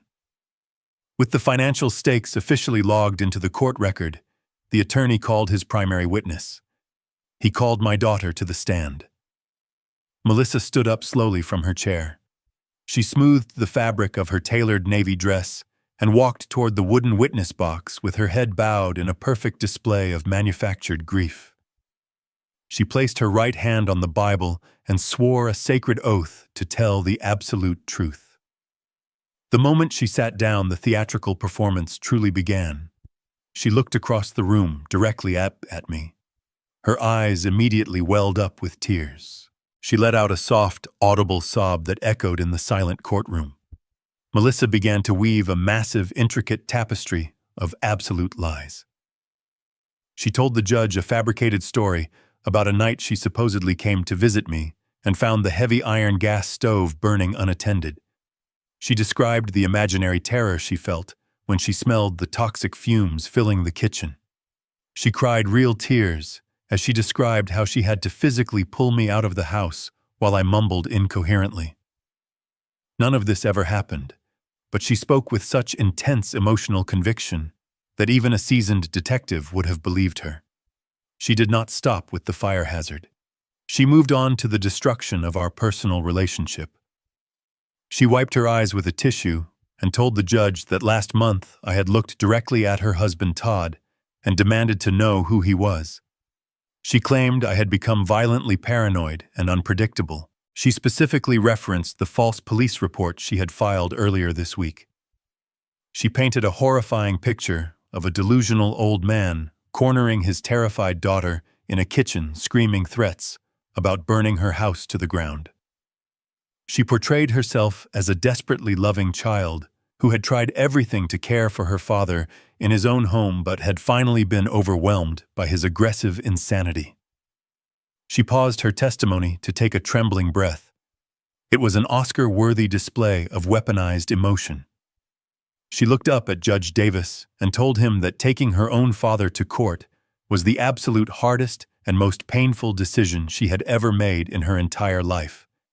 She claimed it broke her heart into a million pieces to see the strong, proud man who raised her reduced to a confused, angry shell of a human being.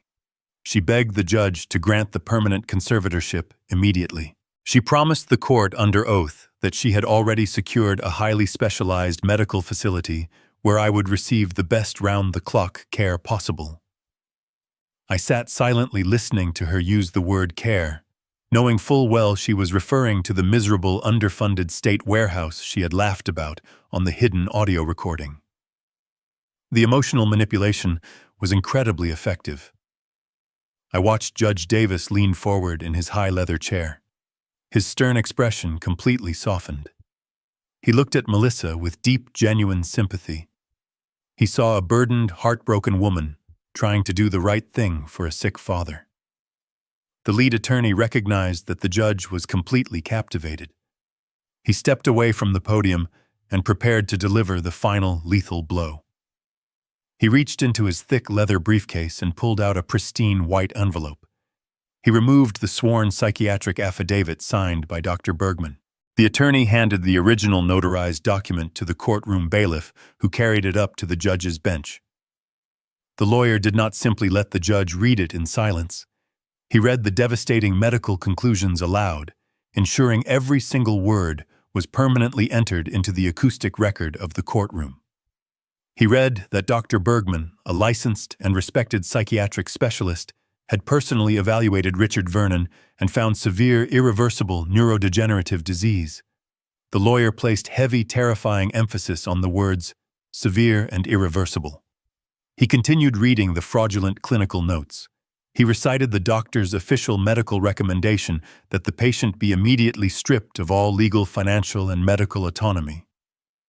The attorney raised his voice, filling the room with absolute manufactured authority. He stated categorically that this proceeding was no longer a simple family dispute over living arrangements. He declared it a documented critical medical emergency.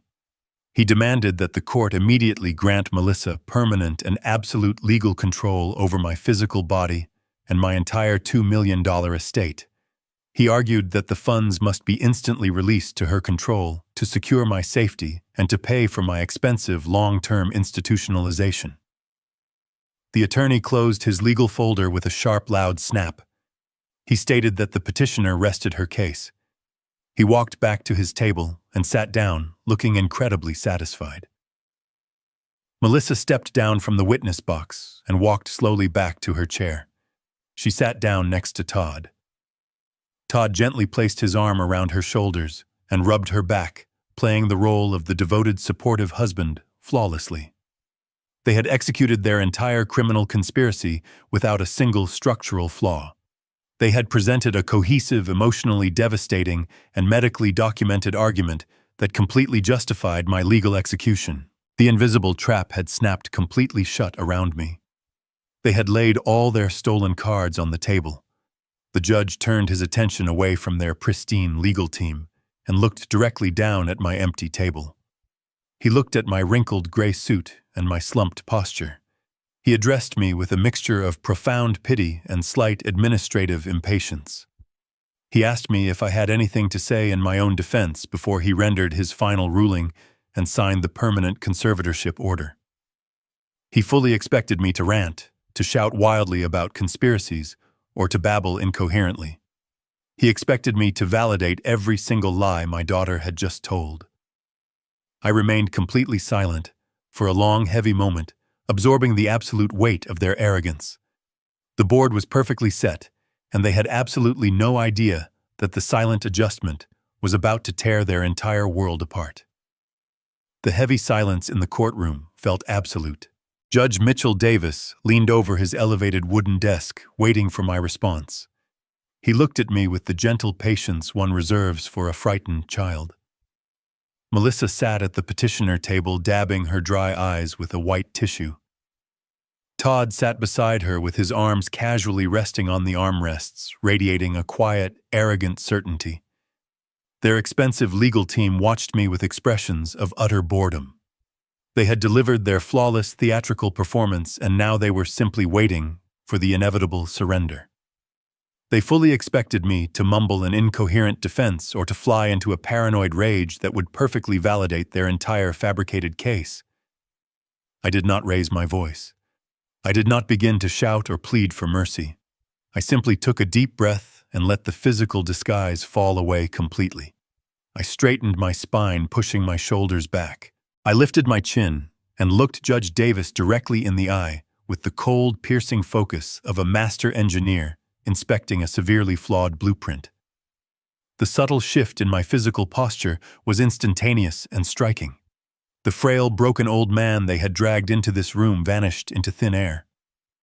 I spoke with a clear, steady, and commanding voice that echoed sharply off the hard stone walls.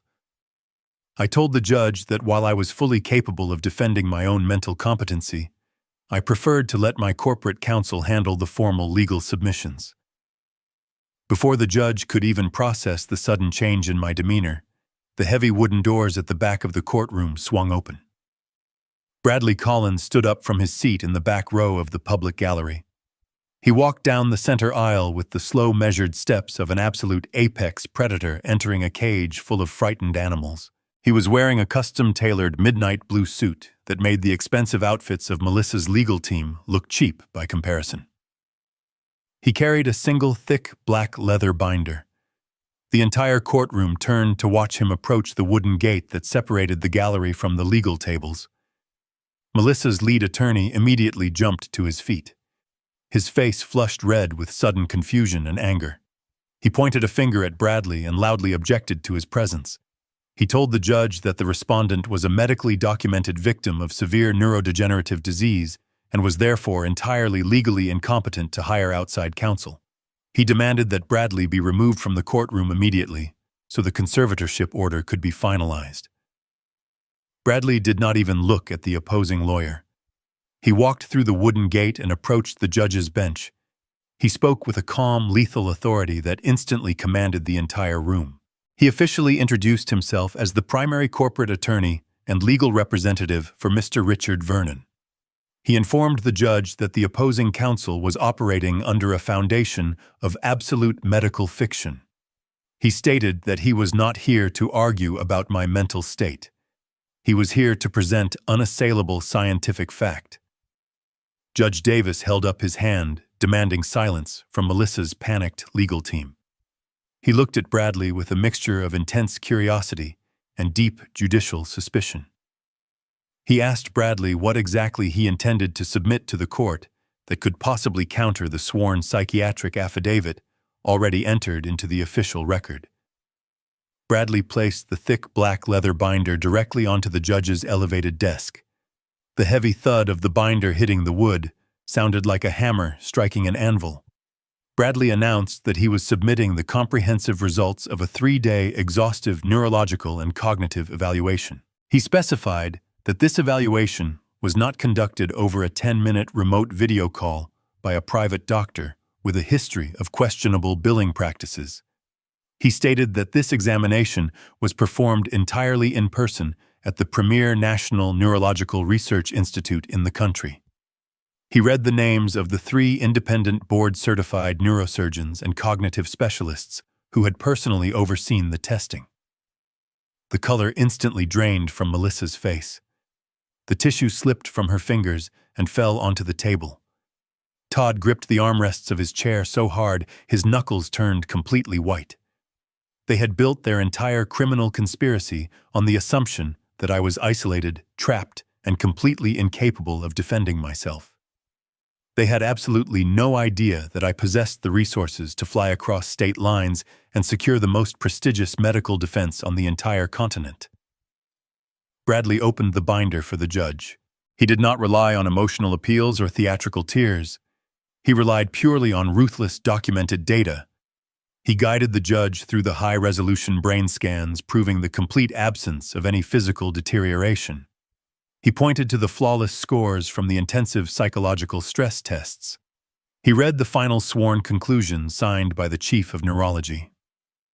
The conclusion explicitly stated that Richard Vernon possessed exceptional cognitive function, perfect memory retention, and absolute mental clarity. The courtroom remained deathly silent as Judge Davis read the documents. He flipped through the pages reading the pristine medical data from an institution whose reputation was completely beyond reproach. The atmosphere in the room shifted violently. the sympathetic warmth that had filled the judge's eyes while he listened to Melissa's tearful testimony completely evaporated. It was rapidly replaced by a cold, terrifying judicial fury. A judge is the ultimate master of his courtroom, and there is nothing a judge hates more than realizing he has been deliberately manipulated and lied to by a weeping witness. Judge Davis looked up from the black binder and stared directly at Melissa's lead attorney. His voice dropped to a dangerous whisper. He held up the fraudulent affidavit signed by Dr. Bergman. He asked the opposing counsel if he was absolutely certain about the origin and the validity of this specific medical document. The aggressive lawyer who had been booming with confidence just 10 minutes ago suddenly looked incredibly small. He stammered slightly, trying to defend the document. He claimed his firm had relied on the medical professionals provided by the petitioner. He was already trying to legally distance himself from my daughter. Bradley did not give them a single second to recover. He stepped forward and delivered the next crushing blow. He formally requested that Judge Davis strike the fraudulent affidavit from the official court record entirely. But he went even further.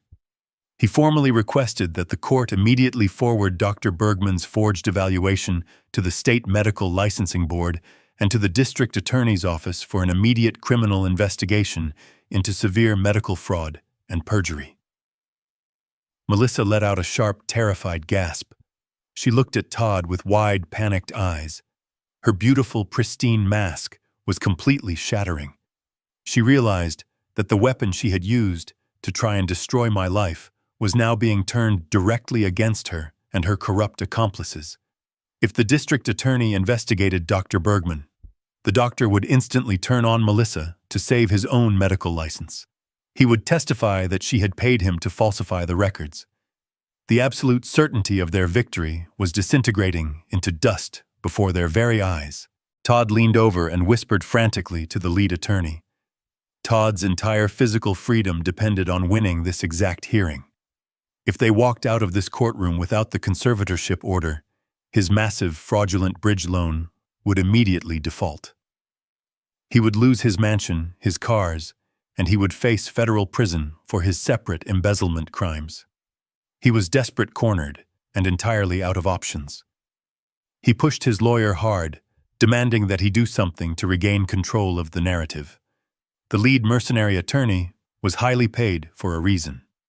He was absolutely ruthless, and he refused to surrender a massive $2 million estate without a brutal fight. He stood up, straightening his suit jacket, and loudly interrupted the judge's reading. He realized that the medical argument was completely dead. The neurological proof from the National Institute was absolute and unassailable. He could no longer argue that I was physically demented. He had to instantly pivot his entire strategy to a completely different angle of attack. The attorney raised his voice, trying to recapture the commanding presence he had lost. He addressed Judge Davis, claiming that even if the court accepted the new medical evaluations regarding my physical brain chemistry, the conservatorship must still be immediately granted. He argued that cognitive health does not automatically equal financial responsibility. He stated that regardless of my medical scans, my recent behavioral actions proved beyond a shadow of a doubt that I was acting recklessly and completely squandering my assets. He pointed his finger at me again, trying to paint a new picture of a dangerous rogue individual. He reminded the judge that I had intentionally vanished from my home for 3 days, living in cheap motels. He loudly highlighted my deliberate failure to attend the mandatory psychiatric check with the state social worker yesterday afternoon. He argued that no responsible adult ignores a direct court order unless they are trying to hide something deeply troubling. The lawyer slammed his hand down on his table. He demanded that the court maintain the immediate freeze on my entire $2 million retirement portfolio. He argued that I was clearly engaged in highly secretive and erratic financial behavior.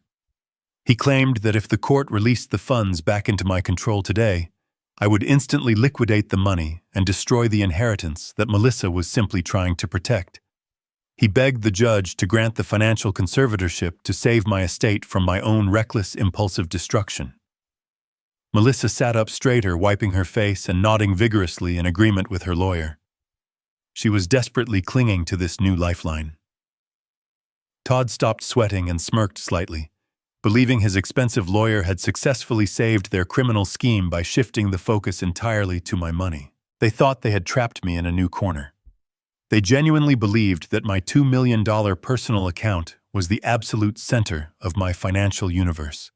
They were completely unaware that Bradley Collins was holding the final corporate document that would utterly annihilate their entire existence. The heavy silence in the courtroom felt absolute. Judge Mitchell Davis leaned over his elevated wooden desk, waiting for my response. He looked at me with the gentle patience one reserves for a frightened child.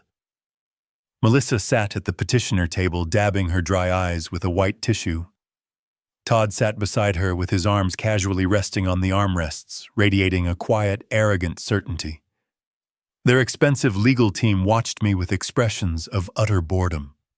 They had delivered their flawless theatrical performance, and now they were simply waiting for the inevitable surrender. They fully expected me to mumble an incoherent defense, or to fly into a paranoid rage that would perfectly validate their entire fabricated case. I did not raise my voice. I did not begin to shout or plead for mercy. I simply took a deep breath and let the physical disguise fall away completely. I straightened my spine, pushing my shoulders back. I lifted my chin and looked Judge Davis directly in the eye with the cold, piercing focus of a master engineer inspecting a severely flawed blueprint. The subtle shift in my physical posture was instantaneous and striking. The frail, broken old man they had dragged into this room vanished into thin air. I spoke with a clear, steady, and commanding voice that echoed sharply off the hard stone walls. I told the judge that while I was fully capable of defending my own mental competency, I preferred to let my corporate counsel handle the formal legal submissions. Before the judge could even process the sudden change in my demeanor, the heavy wooden doors at the back of the courtroom swung open. Bradley Collins stood up from his seat in the back row of the public gallery. He walked down the center aisle with the slow, measured steps of an absolute apex predator entering a cage full of frightened animals. He was wearing a custom-tailored midnight blue suit that made the expensive outfits of Melissa's legal team look cheap by comparison. He carried a single, thick, black leather binder. The entire courtroom turned to watch him approach the wooden gate that separated the gallery from the legal tables. Melissa's lead attorney immediately jumped to his feet. His face flushed red with sudden confusion and anger. He pointed a finger at Bradley and loudly objected to his presence. He told the judge that the respondent was a medically documented victim of severe neurodegenerative disease and was therefore entirely legally incompetent to hire outside counsel. He demanded that Bradley be removed from the courtroom immediately so the conservatorship order could be finalized. Bradley did not even look at the opposing lawyer. He walked through the wooden gate and approached the judge's bench. He spoke with a calm, lethal authority that instantly commanded the entire room. He officially introduced himself as the primary corporate attorney and legal representative for Mr. Richard Vernon. He informed the judge that the opposing counsel was operating under a foundation of absolute medical fiction. He stated that he was not here to argue about my mental state. He was here to present unassailable scientific fact. Judge Davis held up his hand, demanding silence from Melissa's panicked legal team. He looked at Bradley with a mixture of intense curiosity and deep judicial suspicion. He asked Bradley what exactly he intended to submit to the court that could possibly counter the sworn psychiatric affidavit already entered into the official record. Bradley placed the thick black leather binder directly onto the judge's elevated desk. The heavy thud of the binder hitting the wood sounded like a hammer striking an anvil. Bradley announced that he was submitting the comprehensive results of a 3-day exhaustive neurological and cognitive evaluation. He specified that this evaluation was not conducted over a 10-minute remote video call by a private doctor with a history of questionable billing practices. He stated that this examination was performed entirely in person at the premier National Neurological Research Institute in the country. He read the names of the 3 independent board-certified neurosurgeons and cognitive specialists who had personally overseen the testing. The color instantly drained from Melissa's face. The tissue slipped from her fingers and fell onto the table. Todd gripped the armrests of his chair so hard his knuckles turned completely white. They had built their entire criminal conspiracy on the assumption that I was isolated, trapped, and completely incapable of defending myself. They had absolutely no idea that I possessed the resources to fly across state lines and secure the most prestigious medical defense on the entire continent. Bradley opened the binder for the judge. He did not rely on emotional appeals or theatrical tears.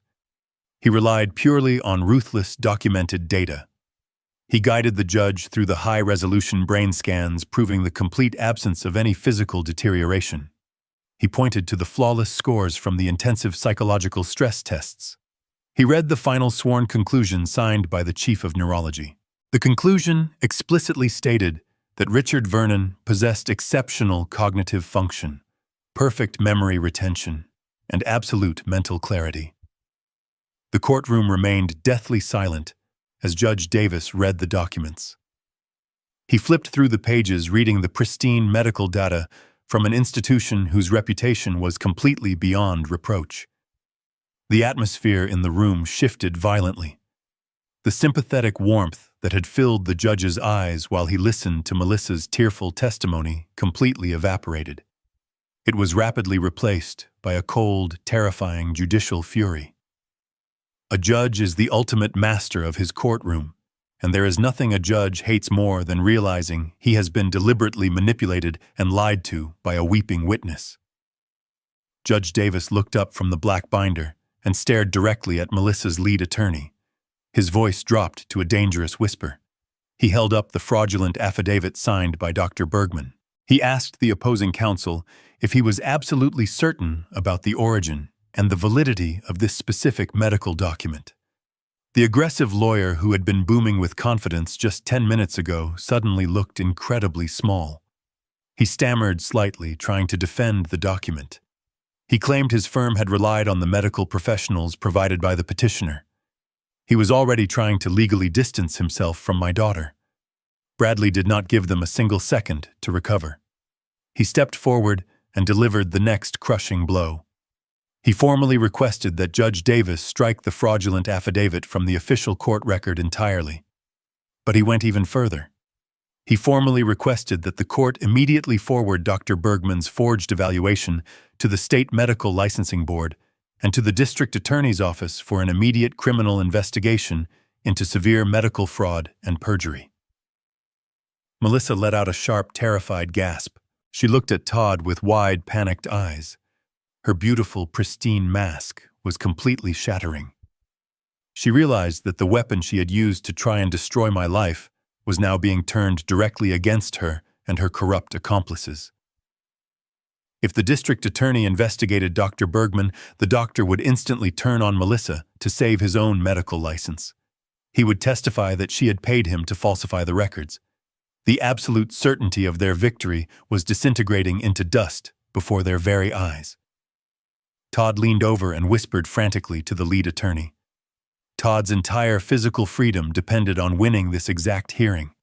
If they walked out of this courtroom without the conservatorship order, his massive fraudulent bridge loan would immediately default. He would lose his mansion, his cars, and he would face federal prison for his separate embezzlement crimes. He was desperate, cornered, and entirely out of options. He pushed his lawyer hard, demanding that he do something to regain control of the narrative. The lead mercenary attorney was highly paid for a reason. He was absolutely ruthless, and he refused to surrender a massive $2 million estate without a brutal fight.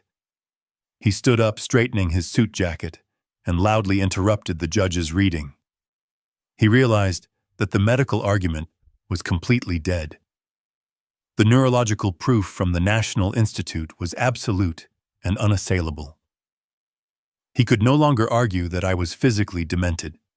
He had to instantly pivot his entire strategy to a completely different angle of attack. The attorney raised his voice, trying to recapture the commanding presence he had lost. He addressed Judge Davis, claiming that even if the court accepted the new medical evaluations regarding my physical brain chemistry, the conservatorship must still be immediately granted. He argued that cognitive health does not automatically equal financial responsibility. He stated that regardless of my medical scans, my recent behavioral actions proved beyond a shadow of a doubt that I was acting recklessly and completely squandering my assets. He pointed his finger at me again, trying to paint a new picture of a dangerous, rogue individual. He reminded the judge that I had intentionally vanished from my home for 3 days, living in cheap motels. He loudly highlighted my deliberate failure to attend the mandatory psychiatric check with the state social worker yesterday afternoon. He argued that no responsible adult ignores a direct court order unless they are trying to hide something deeply troubling. The lawyer slammed his hand down on his table. He demanded that the court maintain the immediate freeze on my entire $2 million retirement portfolio. He argued that I was clearly engaged in highly secretive and erratic financial behavior. He claimed that if the court released the funds back into my control today, I would instantly liquidate the money and destroy the inheritance that Melissa was simply trying to protect. He begged the judge to grant the financial conservatorship to save my estate from my own reckless, impulsive destruction. Melissa sat up straighter, wiping her face and nodding vigorously in agreement with her lawyer. She was desperately clinging to this new lifeline. Todd stopped sweating and smirked slightly, believing his expensive lawyer had successfully saved their criminal scheme by shifting the focus entirely to my money. They thought they had trapped me in a new corner. They genuinely believed that my $2 million personal account was the absolute center of my financial universe. They were completely unaware that Bradley Collins was holding the final corporate document that would utterly annihilate their entire existence. Judge Davis did not immediately respond to the frantic demands of the opposing lawyer. He completely ignored the aggressive mercenary standing at the podium, shouting about my supposed financial irresponsibility. Instead, the judge turned his absolute attention back to the thick black leather binder resting on his elevated desk. Bradley Collins had placed one final document at the very back of the medical files. It was printed on heavy corporate stationery, bearing a watermark that the judge clearly recognized from his years dealing with massive municipal development cases. I watched the judge read the first paragraph. The stern judicial annoyance that had directed his earlier actions completely vanished. It was instantly replaced by a look of profound shock. He took off his reading glasses and stared at the paper for a long, unbroken minute. The courtroom became so quiet, I could hear the faint hum of the air conditioning vents in the ceiling. The opposing attorney stood awkwardly at his podium, waiting for a ruling on his desperate financial argument. He had absolutely no idea he was standing on a landmine that had already been triggered. Judge Davis slowly raised his head. He did not look at the aggressive lawyer. He did not look at Todd. He looked directly across the courtroom at my daughter. Melissa was still holding her crumpled white tissue, and her face was a mask of desperate, fake vulnerability. Judge Davis spoke in a voice that was barely above a whisper but carried the absolute weight of a physical blow. He asked her a single question. "Do you know who Mr. Vernon actually is?" Melissa blinked rapidly. The question made absolutely no sense to her. She looked at her lead attorney for guidance, but the lawyer was just as confused as she was. She looked back at the judge and offered a trembling, manufactured answer. She said I was her father and a retired civil engineer who was losing his mind. She tried to force another fake tear to fall down her cheek. Judge Davis did not offer her an ounce of sympathy. He shook his head and placed the heavy corporate document down on his desk. He looked at Melissa with absolute unfiltered disgust. He told her she had just committed severe perjury in his courtroom by swearing she was trying to protect a frail pensioner from financial ruin. Bradley Collins stepped forward. He did not ask for permission to speak. He simply took absolute command of the room. He addressed the opposing counsel and the completely bewildered petitioners. He informed them that the $2 million retirement account they were currently fighting over was nothing more than a minor decoy fund. It was the financial equivalent of spare change left in the pocket of an old winter coat. Bradley opened his pristine leather briefcase and pulled out a thick stack of highly classified corporate registration documents. He walked over to the petitioner table and dropped a copy directly in front of Melissa's lead attorney. He handed another certified copy to the court clerk. Bradley turned to address the entire courtroom. He stated clearly and emphatically that the man sitting at the respondent table was not a confused retired engineer. He formally introduced me to the court as the sole proprietor and absolute controlling executive of Apex Holdings. He explained with brutal clarity that Apex Holdings was a $30 million commercial real estate empire that owned and operated half the industrial shipping infrastructure in the state. I watched the heavy words wash over my daughter. Her jaw literally dropped. The fake tears completely stopped flowing. She stared at me as if I had just taken off a human mask to reveal an alien creature underneath. The reality of my true wealth completely shattered the pathetic narrative she had spent months building. The frail victim she thought she had successfully caged was actually an untouchable corporate titan. But the identity reveal was only the foundation of the execution. Todd had been sitting rigidly in his chair, processing the massive number Bradley had just spoken aloud. $30 million. He looked at me with a sudden sickening greed flashing in his eyes. Even in the face of his crumbling medical conspiracy, his immediate thought was about how he could still somehow access that massive fortune to save his skin. He was completely blinded by his own absolute desperation. Bradley turned his predatory gaze directly onto Todd. Bradley asked Todd if he had enjoyed his meeting at the high-rise downtown yesterday afternoon. Todd flinched violently. The color drained from his face so fast he looked physically ill. He had kept his predatory bridge loan a complete secret from the court, from his lawyers, and even from his own wife. He did not understand how my corporate attorney knew about a highly private financial meeting. Bradley did not leave him in suspense. He walked back to his briefcase and pulled out the finalized acquisition contracts for Vanguard Capital Partners. He held the heavy legal documents up for the entire room to see. He explained to the judge that Apex Holdings had executed a massive hostile cash buyout overnight. He stated that as of midnight last night, my corporation had legally absorbed Vanguard Capital Partners and assumed absolute control over their entire high-risk debt portfolio. Bradley walked directly up to Todd. He dropped the final execution clause of the bridge loan onto the wooden table. It was the exact document Todd had blindly signed yesterday, guaranteeing his massive loan with my personal estate. Bradley spoke with the cold, mechanical precision of a firing squad commander. He explained the exact terms of the contract Todd had signed. He told the judge that Todd had secured a $1.5 million commercial loan using entirely fraudulent collateral. He pointed a sharp finger at the forged medical affidavit they had just tried to use in court. Bradley stated that presenting forged psychiatric documents to secure a commercial loan constituted an immediate, unforgivable default under the strict ironclad terms of his own signed contract. Todd opened his mouth to speak, but absolutely no sound came out. He looked like a man drowning inside a glass box. He frantically grabbed the papers on the table, desperately looking for a legal loophole that did not exist. Bradley leaned over the table, casting a long, dark shadow over my son-in-law. He told Todd to look at the final page of the packet. He told him to look at the timestamp on the asset seizure authorization. Todd flipped with trembling hands to the back of the packet. He saw my authentic signature. He saw the time. 9:00 in the morning. Bradley looked at the large analog clock mounted on the courtroom wall. It was now 9:15. Bradley announced to the room that the execution orders had already been fully authorized and dispatched. He looked directly into Todd's panicked, vacant eyes.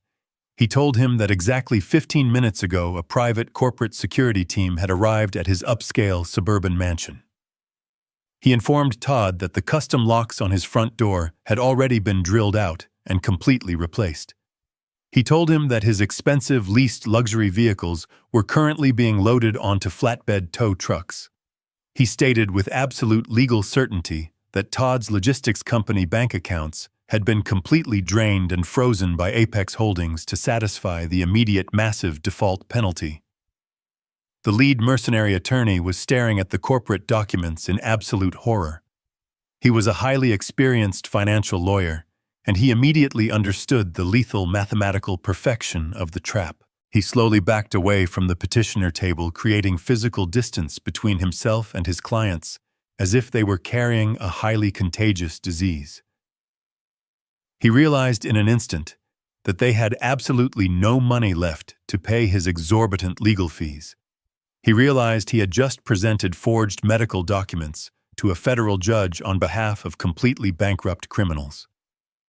He closed his briefcase and stood silently against the wall, abandoning them entirely.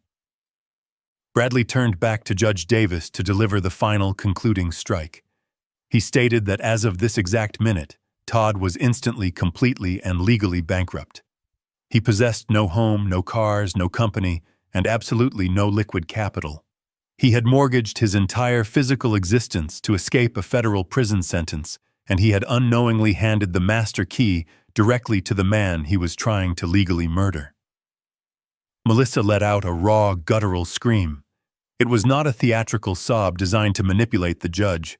It was the genuine, terrifying sound of a woman watching her entire pristine universe collapse into ash. She grabbed Todd by the lapels of his expensive charcoal suit, screaming at him, demanding to know what he had signed behind her back. Todd just stared straight ahead, his eyes completely vacant, and his mind unable to process the absolute magnitude of his destruction. He was breathing in short, frantic, panicked gasps. The mansion was permanently gone. The money to pay off the angry investors was gone. The federal auditors were going to arrive next week and find absolutely nothing but a hollow shell legally owned by his father-in-law. I remained seated perfectly still at my empty table. I did not smile. I did not gloat. I simply watched the inevitable consequence of their profound arrogance unfold in real time. They had brought me to this courthouse to strip me of my human dignity and lock me in a medical cage. Instead, they had unknowingly walked directly into their own complete financial execution. The silent adjustment had reached its absolute pinnacle. But the financial ruin was only the first half of my promise. They were completely destitute, but they were not yet in handcuffs.